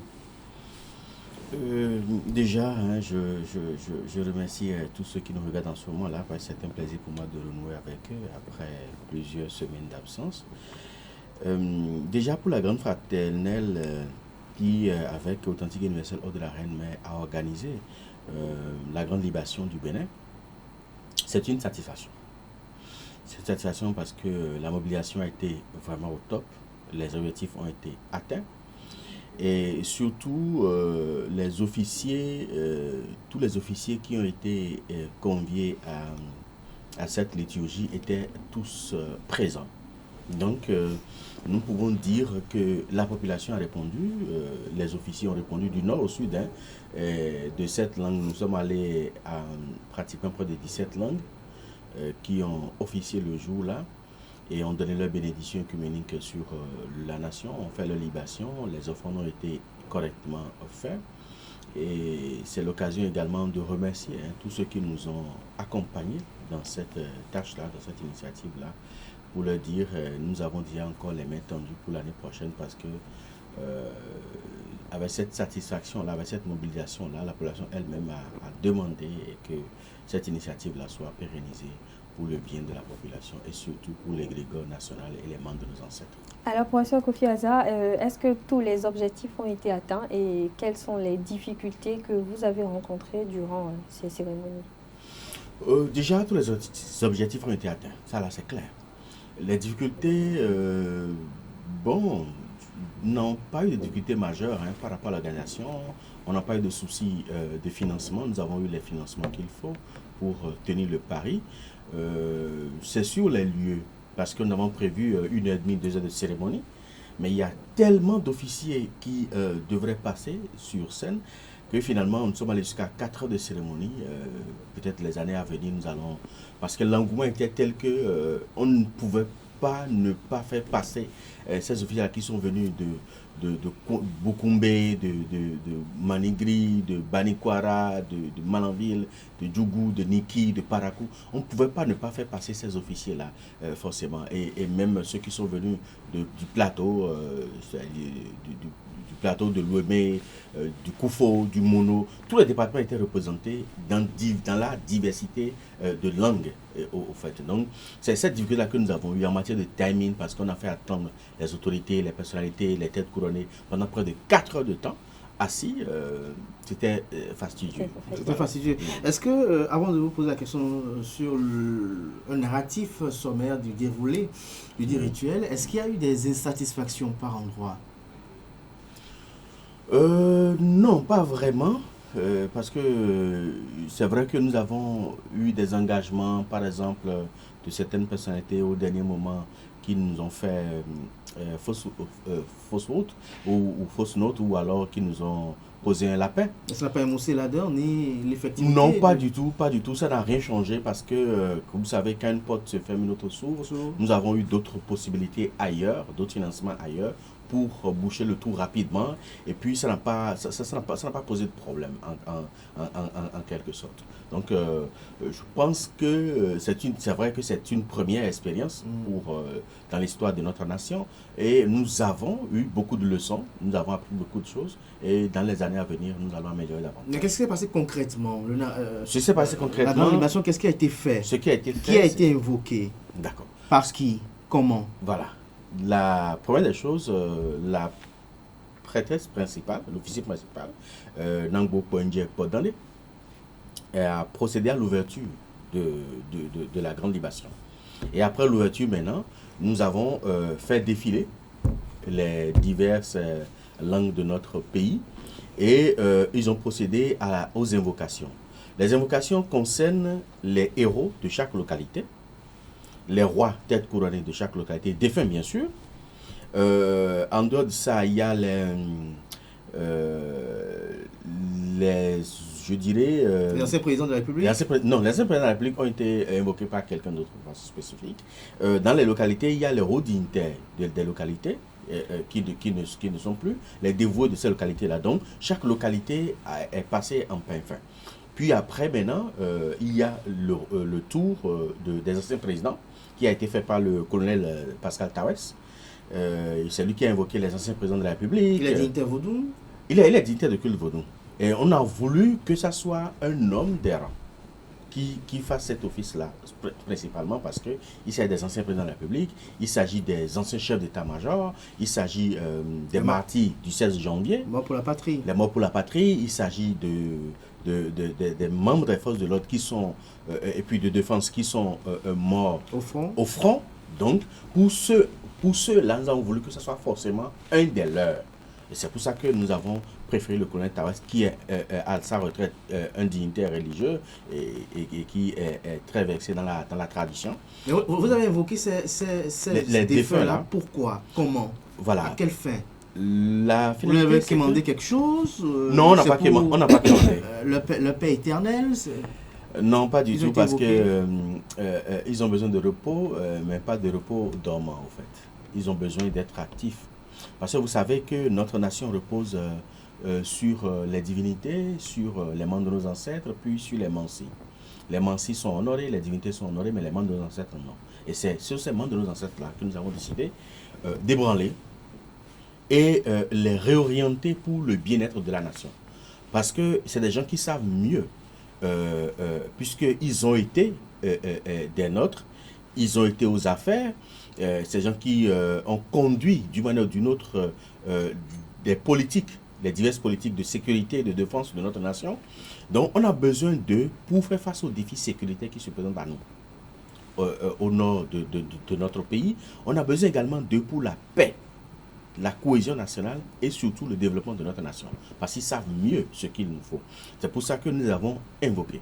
Et cette invocation-là a été l'occasion pour demander la paix sur la nation et surtout demander à ce que ces ancêtres-là nous permettent d'affronter les défis qui se présentent à nous à partir d'horizon 2026. Vous suivez très bien mon regard pour que tout se passe très bien.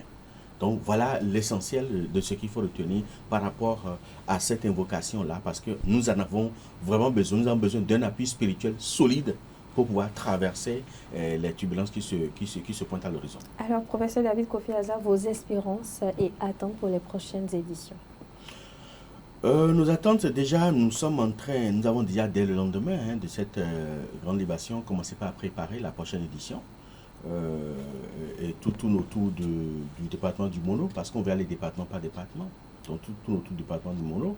Nous sommes en train d'identifier des sites qui sont susceptibles de nous accueillir. Nous finissons par choisir un pour pouvoir commencer par préparer. Et avec l'expérience que nous avons eue cette année et les leçons et surtout les difficultés organisationnelles pratiques du terrain que nous avons connues, nous allons anticiper sur beaucoup de choses pour l'année à venir. Et les attentes aujourd'hui, c'est que nous avons désormais les yeux tournés vers nos partenaires qui nous ont soutenus pour leur dire le 2 novembre 2025, nous aurons également besoin d'eux.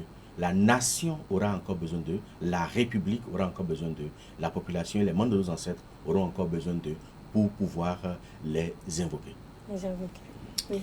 À présent, on va peut-être passer à la thématique du jour, notamment cette fin d'année. On est en 2025, dans exactement 6 semaines, si mes calculs sont excellents et bons. David Kofi Azar, quelles sont les prédispositions qui s'imposent à toute personne qui veut avoir une vie spirituelle conséquente à l'amorce d'une année paisible et féconde?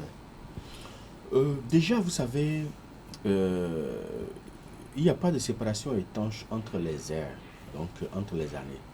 C'est-à-dire que l'année 2024 ne va pas finir le 31 décembre. L'année 2025 ne va pas commencer non plus le 1er janvier 2025.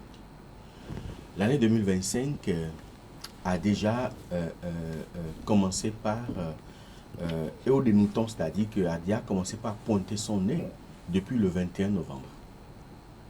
Donc, à partir du 21 novembre prochain, l'année 2025 va commencer par se préparer pour s'installer.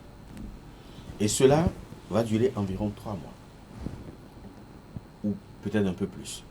Parce que l'année 2025 va s'installer définitivement le 21 mars 2025.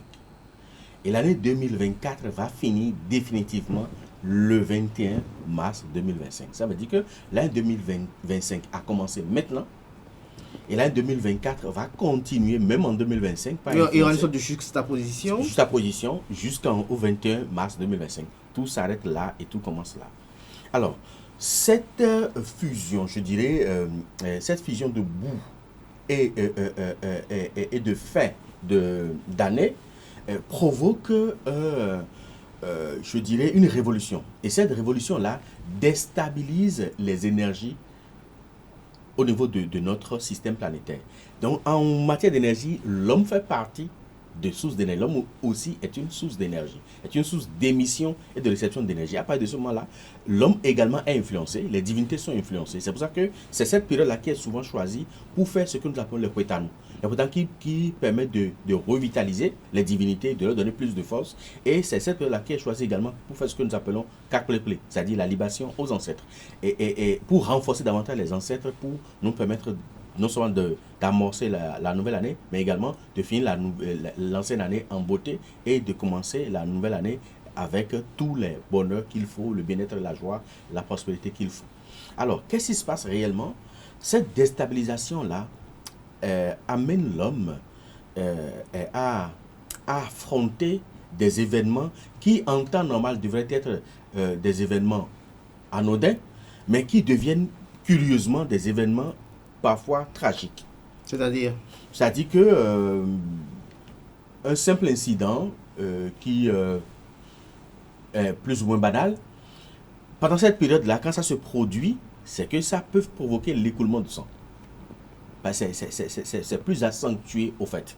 Donc, ce qui fait que c'est une période où, du 21 novembre jusqu'au 21 mars, c'est une période où il faut faire très attention, parce que la moindre chose peut virer au drame en même temps. Donc, et pour ça, il faut que l'homme puisse s'armer maintenant, oui, à mieux affronter ça. Alors, à la fin de l'année, s'opère pour un homme spirituel ou un homme averti en deux temps. Lesquels? Il y a le visuel, donc le visible, en quelque sorte. Donc, il faudra procéder à un bilan de sa vie, parce qu'il faudrait que l'homme se remette continuellement en question pour pouvoir grandir. Du début jusqu'à la fin de l'année, qu'est-ce que j'ai pu faire de bon? Qu'est-ce que j'ai pu faire de mauvais? Ce que j'ai pu faire de bon, qu'est-ce qui a contribué à cela? Que je peux décupler l'année prochaine. Ce que j'ai fait de mauvais, qu'est-ce qui a contribué à cela? Est-ce une valeur de jugement? Est-ce un manque de perception ou manque de jugement de la réalité? Est-ce une négligence ou une situation émotive qui m'est poussée à poser ces actes-là qui ne sont pas très conformes à la réalité ou à la vie en société? Il faut faire un bilan. L'homme peut faire des erreurs, même des bêtises. Ça ne fait pas de lui un homme mauvais, mais simplement un humain. Et à partir de ce moment-là, vous tirez les grandes leçons. Vous dites, ça, j'ai eu tel comportement qui n'est pas très bien. Qu'est-ce que je peux faire pour améliorer? Et vous imposez un code un code d'honneur qu'il faut pour mieux corriger ce qui peut encore l'être. Vous allez corriger peut-être ça, et l'année qui va commencer, là, que vous en préparez, vous allez encore commettre d'autres fautes que vous n'avez pas vu venir. L'année qui va suivre, vous allez encore faire le bilan et améliorer. Ça, c'est visible. Mais dans l'invisible, il est conseillé déjà de procéder à une expiation. Parce que nos comportements fautifs, soit par action, soit par omission, soit par la parole, peuvent nous amener des vibrations très négatives qui peuvent nous suivre.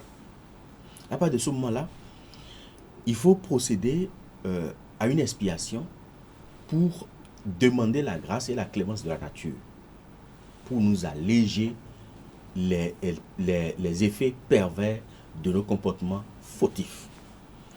Après cela, maintenant, il faut procéder à une substitution. Pour que éventuellement,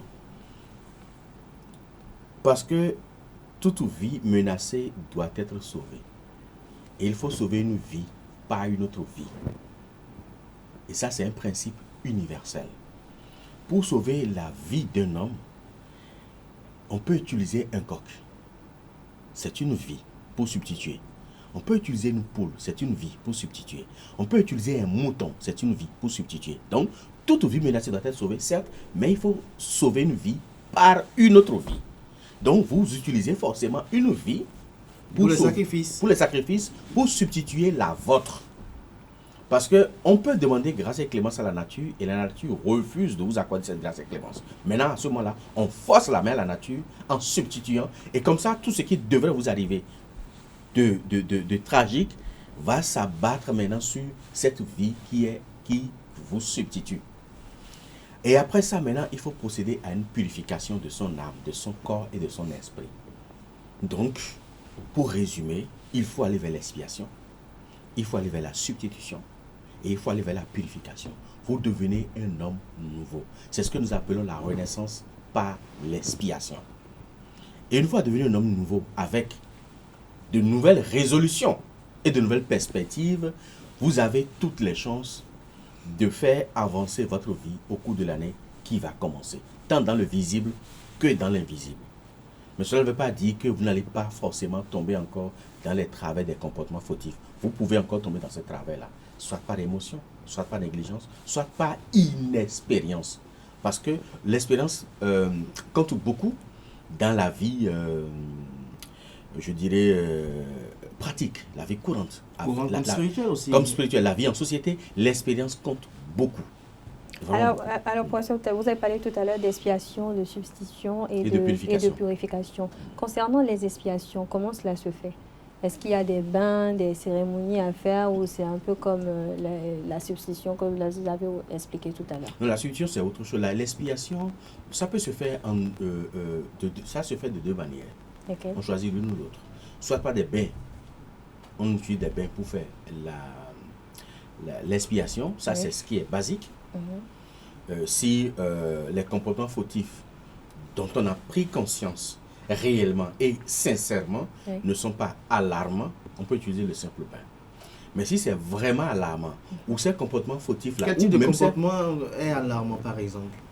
Si vous avez adopté un comportement... Arracher la vie à quelqu'un, par exemple? Qui arrache la vie à quelqu'un, c'est que c'est alarmant. Qui détruit la vie de quelqu'un, c'est même un simple mensonge dont vous en avez conscience, vous savez que c'est du mensonge, que vous avez utilisé pour détruire la vie de quelqu'un, c'est-à-dire détruire son job, détruire son foyer, oui, détruire son harmonie avec des gens avec qui il a des intérêts, juste parce que vous êtes en colère contre celui-là. C'est un comportement fautif très alarmant. Et il faut expier ces comportements-là par la douleur que vous allez vous infliger. Donc c'est une autoflagellation qu'on fait. Il y a des peuples où cette flagellation-là s'est faite de façon, je dirais, vulgaire, de façon pratique. C'est-à-dire qu'on prend des fouets et on s'autoflagelle. Vous pouvez le faire par un jeûne sec sur peut-être 3 jours, sur 7 jours, peut-être plus, pour donner de la douleur au corps physique. Parce que ces comportements fautifs-là déposent des résidus vibratoires dans notre organisme. Et la souffrance permet d'éliminer ces résidus spirituels-là, ces résidus vibratoires-là du corps. En même temps que ça permet également de remettre le corps à neuf, parce que quand vous vous autoflagellez ou quand vous infligez des jeûnes secs sur plusieurs jours, vous obligez le corps à consommer ces énergies emmagasinées au niveau des graisses de votre organisme. Et cela permet de se purifier. C'est comme un nettoyage systématique de votre organisme que vous le faites. Donc, ce que vous le faites, vous faites du bien tant au niveau de votre corps, au niveau de votre esprit et au niveau de votre âme. Et ça, c'est la douleur que vous décidez en toute sincérité de vous infliger pour demander pardon à la nature. Parce qu'il faut faire la nuance, on ne demande pas pardon à Dieu. Dieu s'en fout de ce que nous faisons. Il se moque même de nous et personne ne peut offenser Dieu. Parce qu'il est au-dessus, au-delà. Il n'est pas émotif, il n'est pas sentimental. Oui. Dieu n'a pas d'état d'âme. Et il ne peut pas se mettre en colère ou encore moins en joie. Parce qu'il est tout à la fois. Donc, on offense la nature. C'est pour ça qu'on dit dans la tradition, c'est-à-dire ce que vous devez à la nature, vous devez payer. Donc, on choisit délibérément de payer à la nature par la souffrance du corps, de l'âme et de l'esprit. Et là, c'est le plus haut niveau d'expiation qu'on peut réaliser, au fait. Qu'on peut réaliser. Alors, pourquoi on a l'impression qu'à la fin de l'année, beaucoup d'événements malheureux, tragiques se produisent, notamment des cas d'accidents mortels, et également l'impression qu'il y a beaucoup d'âmes qui s'en vont? Je voulais dire un peu plus haut, c'est-à-dire qu'un simple événement qui signifie absolument rien ou qui ne devrait rien signifier en réalité, pendant cette période-là est décuplé. Donc ça devient un événement tragique. C'est pour ça que cette période-là, c'est une période très sensible. C'est une période où, quand vous faites par exemple les trucs de chance, ça marche beaucoup plus. Quand vous faites les trucs de destruction, ça marche également beaucoup plus. Quand vous faites des invocations, vous faites des libations, vous faites des offrandes aux divinités, ça marche beaucoup plus. Parce que tout ce qui est fait en bien comme en mal, durant cette période-là, jusqu'au 21 mars, ça marche beaucoup plus. C'est que l'effet, bon, je dis quelque chose, hein, est 10 fois plus ou 100 fois plus percutant. Donc, que ce soit en bien comme en mal. Donc, c'est une période qui est très sensible. Et même le verbe que nous sortons est également très sensible. C'est pour ça que, généralement, la tradition qu'on choisisse cette période-là, de fin d'année, pour se souhaiter les vœux, pour se faire des bénédictions. Le père bénit les enfants, la maman bénit les enfants aussi donnent des bénédictions de longévité à leurs parents, ainsi de suite. Parce que le verbe que vous sortez durant cette période-là a beaucoup plus d'influence. C'est beaucoup plus puissant que les autres périodes ordinaires de l'année. Donc, c'est juste ce qui fait. Et ça, c'est à cause de l'interpénétration vibratoire qui s'opère entre les deux années qui se chevauchent. En numérologie, est-ce que 2025 est une bonne année? En numérologie, 2025, ça te fait 9. Ça fait la perte? Non. Ça fait quoi? La limitation, la fin. En 2025, beaucoup de choses vont finir. Comme lesquels, par exemple? Oh, plein de trucs. On peut avoir beaucoup de ruptures sentimentales. On peut avoir beaucoup, peut-être, de pouvoirs qui vont s'arrêter. On peut avoir beaucoup, peut-être, de travail. Beaucoup de choses vont s'estomper. Beaucoup de choses vont s'estomper. Parce que c'est le cercle, au fait. C'est le serpent qui se mord la queue. C'est la fin qui est liée au commencement et le commencement qui est lié à la fin. C'est-à-dire que beaucoup finissent, ou beaucoup de choses vont finir en 2025, et beaucoup de choses vont commencer à la fin de 2025. Donc, il y aura un éternel... Ça, c'est l'interprétation de la... Ça, c'est la numérologie. Voilà. Ça, c'est la numérologie parce que le 9, c'est le cercle, c'est le 0. Voilà. C'est l'abîme absolu. C'est le non-être absolu. Et à partir du non-être absolu, nous irons vers maintenant l'être. C'est à partir de l'abîme que la lumière a jailli. Donc, beaucoup de choses et beaucoup de personnes seront plongées dans l'abîme en 2025. Peut-être les êtres avertis, non. Parce qu'on dit que les astres gouvernent les ignorants. Mais les initiés gouvernent les astres. Et pour être initié, comment il faut s'y prendre lorsqu'on est face à cela, par exemple? L'initiation, c'est juste le droit à la révélation. Ça n'a rien d'extraordinaire. Quand on dit initié, c'est quelqu'un qui a eu droit à la révélation. Cette révélation-là qui n'est pas à la disposition de tout le monde. L'initiation, c'est juste des informations.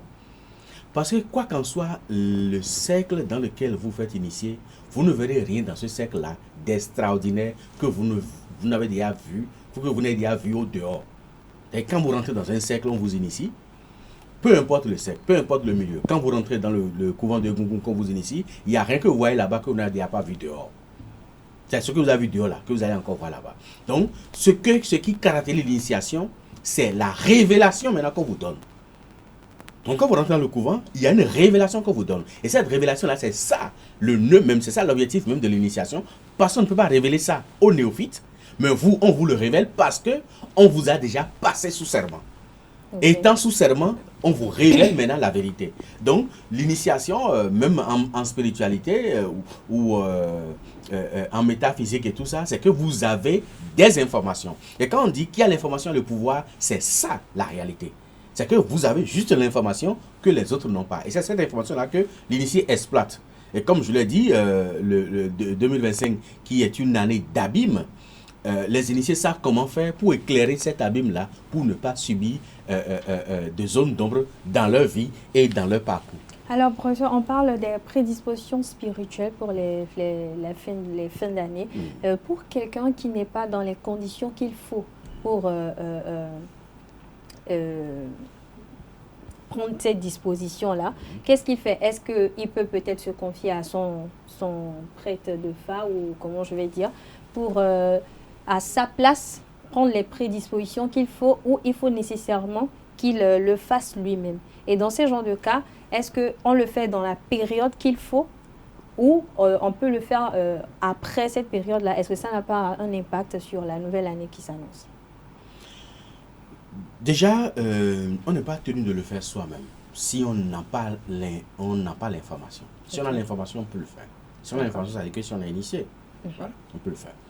Maintenant, si on n'a pas l'information, donc si on n'est pas initié, on n'est pas versé dans le milieu initiatique traditionnel, on peut se référer à son bokono, à son vaudouno ou à son spiritualiste pour dire, bon voilà, c'est la fin de l'année, qu'est-ce que je dois faire en matière d'expiation, qu'est-ce que je dois faire en matière de destruction, qu'est-ce que je dois faire en matière de purification.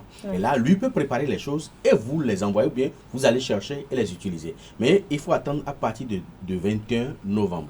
Pour qu'on ne sait pas faire. Vous pouvez peut-être espacer d'une semaine ou 2 semaines. Vous parlez là aussi du Kwefa, par exemple? Non, le Kwefa, c'est après avoir pris toutes ces dispositions. Là, maintenant, vous demandez à votre bocon de vous faire le Kwefa pour voir comment l'année 2025 sera. Mais est-ce qu'il y a une période, c'est vrai que peut-être la fois prochaine, on va revenir dessus, sur le Kwefa, on va en parler long en large, mais est-ce qu'il y a une période précise pour le Kwefa? C'est à partir du 21 novembre. À partir du 21 novembre, jusqu'à quand? Jusqu'au 21 mars. 21 mars. C'est terminé. J'avais une question, si on la le permet, une question d'un ami internaute qui demandait, donc pour la question de savoir, c'est sûr qu'elle sera également d'intérêt pour nos amis internautes.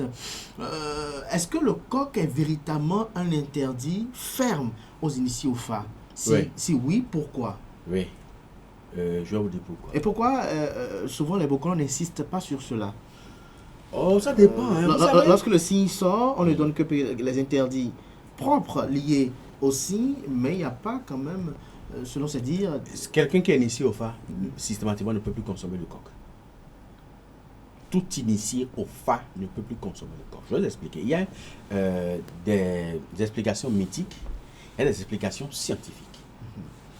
L'explication mythique, c'est le signe de Tula Simone qui dit que Passaroso Yanrobo Dimando, c'est-à-dire que Passaroso, c'est le roi de Passé qui a demandé qu'on lui achète des esclaves et on lui a acheté le manque de confiance. Le manque de confiance dont il s'agit ici, c'est-à-dire qu'on lui a acheté Milona, Fa et Bokoleba. Je vais poser ça pour répondre à ces trois préoccupations. Parce que ces trois entités ne consomment pas le coq. Milona, Fa et Bokoleba. Bokoleba dont je parle pas de Toleba, je parle de Faleba. Le Faleba ne consomme pas de coq. Et beaucoup de Bokono font cet amalgame-là. Même il y a certains Sodo Bokono qui donnent même le coq au Fa. Et quand les trois sont venus... Lorsque ça fait une petite digression, quel est l'impact? L'impact, c'est que c'est révolutionnaire. C'est très négatif. Quand les trois sont venus, le roi de Passé lui a demandé de cultiver, de labourer le champ, parce qu'ils sont des esclaves. Milona est allée s'asseoir au salon pour dire, elle là, elle ne fait rien. Elle s'assoit seulement et on la sert. Leba est allé mettre son phallus en érection à l'entrée du portail pour dire, lui là, c'est là où lui reste, et il suivait tout ce qui rentre. Et puis, Fa est rentré dans la chambre à coucher pour dire, quand on a besoin de lui, on vient chez lui et lui consulte. Le roi dit, bon, si c'est comme ça, là, demain, on va attacher tous ces esclaves-là et on ira les vendre. Or, Passaroso, c'est le coq.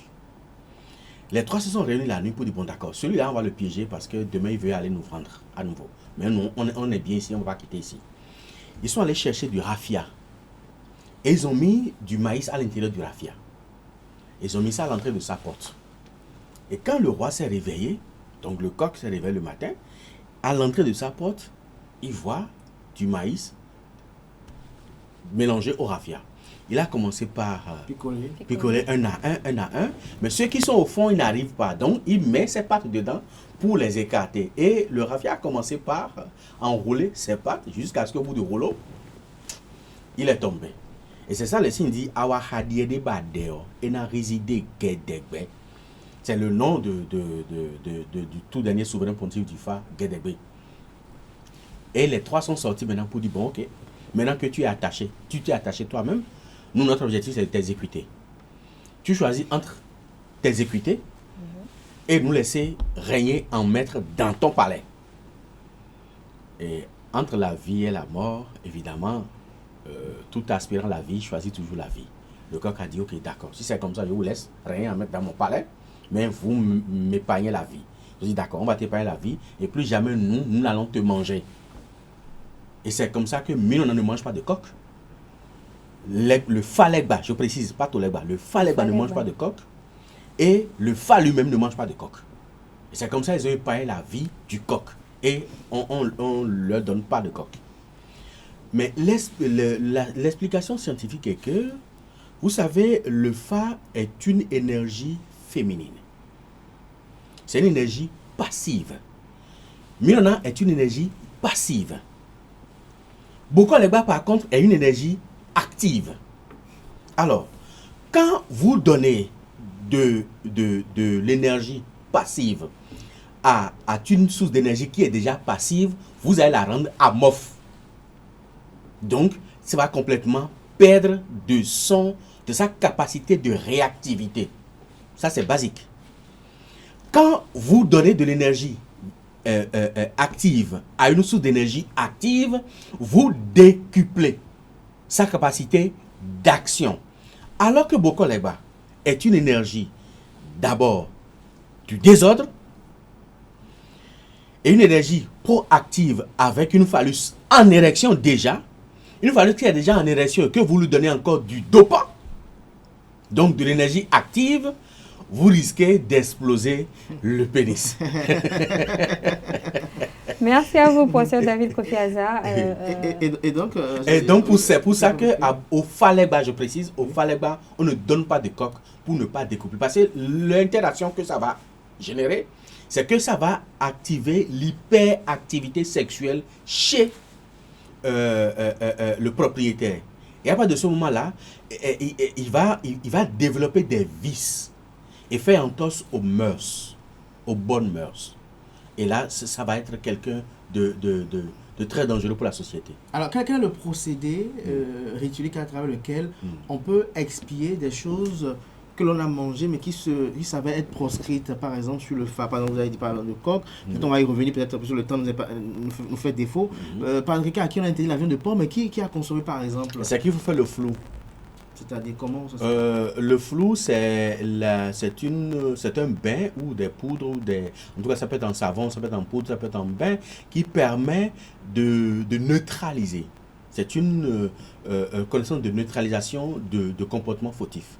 C'est-à-dire que tout ce que vous avez consommé de négatif, qui n'est pas très bien, ou des comportements que vous devez avoir, peut-être que vous ne devez pas avoir, que vous avez eu et tout ça, c'est le flou qu'on utilise pour nettoyer tout ça. Alors, professeur David Kofi Aza, votre dernier mot et en même temps, quel comportement ou posture doivent adopter nos amis internautes en cette fin d'année qui s'annonce à grands pas? D'accord. Déjà, je vais rectifier quelque chose. Je n'ai pas de dernier mot, je n'aurai jamais de dernier mot. Parce que même de l'autre côté, à côté de mon Dieu, je serai toujours influent sur cette terre. Je vais toujours pas influencer sur cette terre. Donc, pour conclure cet entretien, je dirais simplement que nous allons bientôt rentrer dans une période très sensible. Et il faudrait que chacun de nous en prenne conscience. Malgré le credo de chacun. C'est-à-dire que il ne faudrait pas dire que c'est une période seulement bon pour les spirituels ou bien c'est les spirituels qui tiennent compte. Non. Quel que soit votre credo, que vous soyez musulman, que vous soyez chrétien, si vous êtes chrétien, c'est une période d'accentuer davantage vos prières envers votre Dieu pour que vous puissiez avoir beaucoup plus de protection et d'élévation. Si vous êtes musulman, c'est le moment de respecter les 5 piliers de l'islam et de prier les 5 fois chaque jour pour vous épargner les événements tragiques qui vont venir au cours de cette année-là. Si vous êtes bouddhiste ou vous êtes, je dirais, juif, c'est le moment de fréquenter davantage les synagogues pour prier Jéhovah afin qu'il vous épargne les événements tragiques là. Maintenant, si vous êtes dans le Fa, c'est le moment de commencer par prendre des dispositions véritablement pour faire face à ces insuffisants vibratoires qui se présentent à chaque fin de l'année. Donc, chacun de nous doit tirer ses conclusions et doit voir ce qu'il peut faire dedans. Mais retenez globalement ceci, du 21 novembre au 21 mars, c'est une période très sensible. Essentiel. Merci à vous, David Kofi Aza. Je rappelle à nos amis internautes que vous êtes professeur et prêtre de Fa, président du CONASEB. Avec vous, on a eu à échanger sur les prédispositions spirituelles à prendre en fin d'année. Merci également à vous, Abdelkader Achiro. Merci. Voilà, chers internautes, c'est la fin de Free Matin de ce matin, autant pour moi. C'est la fin de Free Matin ce matin. Merci de votre attention, merci de votre fidélité. On se donne rendez-vous à 19h pour la grande édition du journal télévisé. D'ici là, portez-vous bien.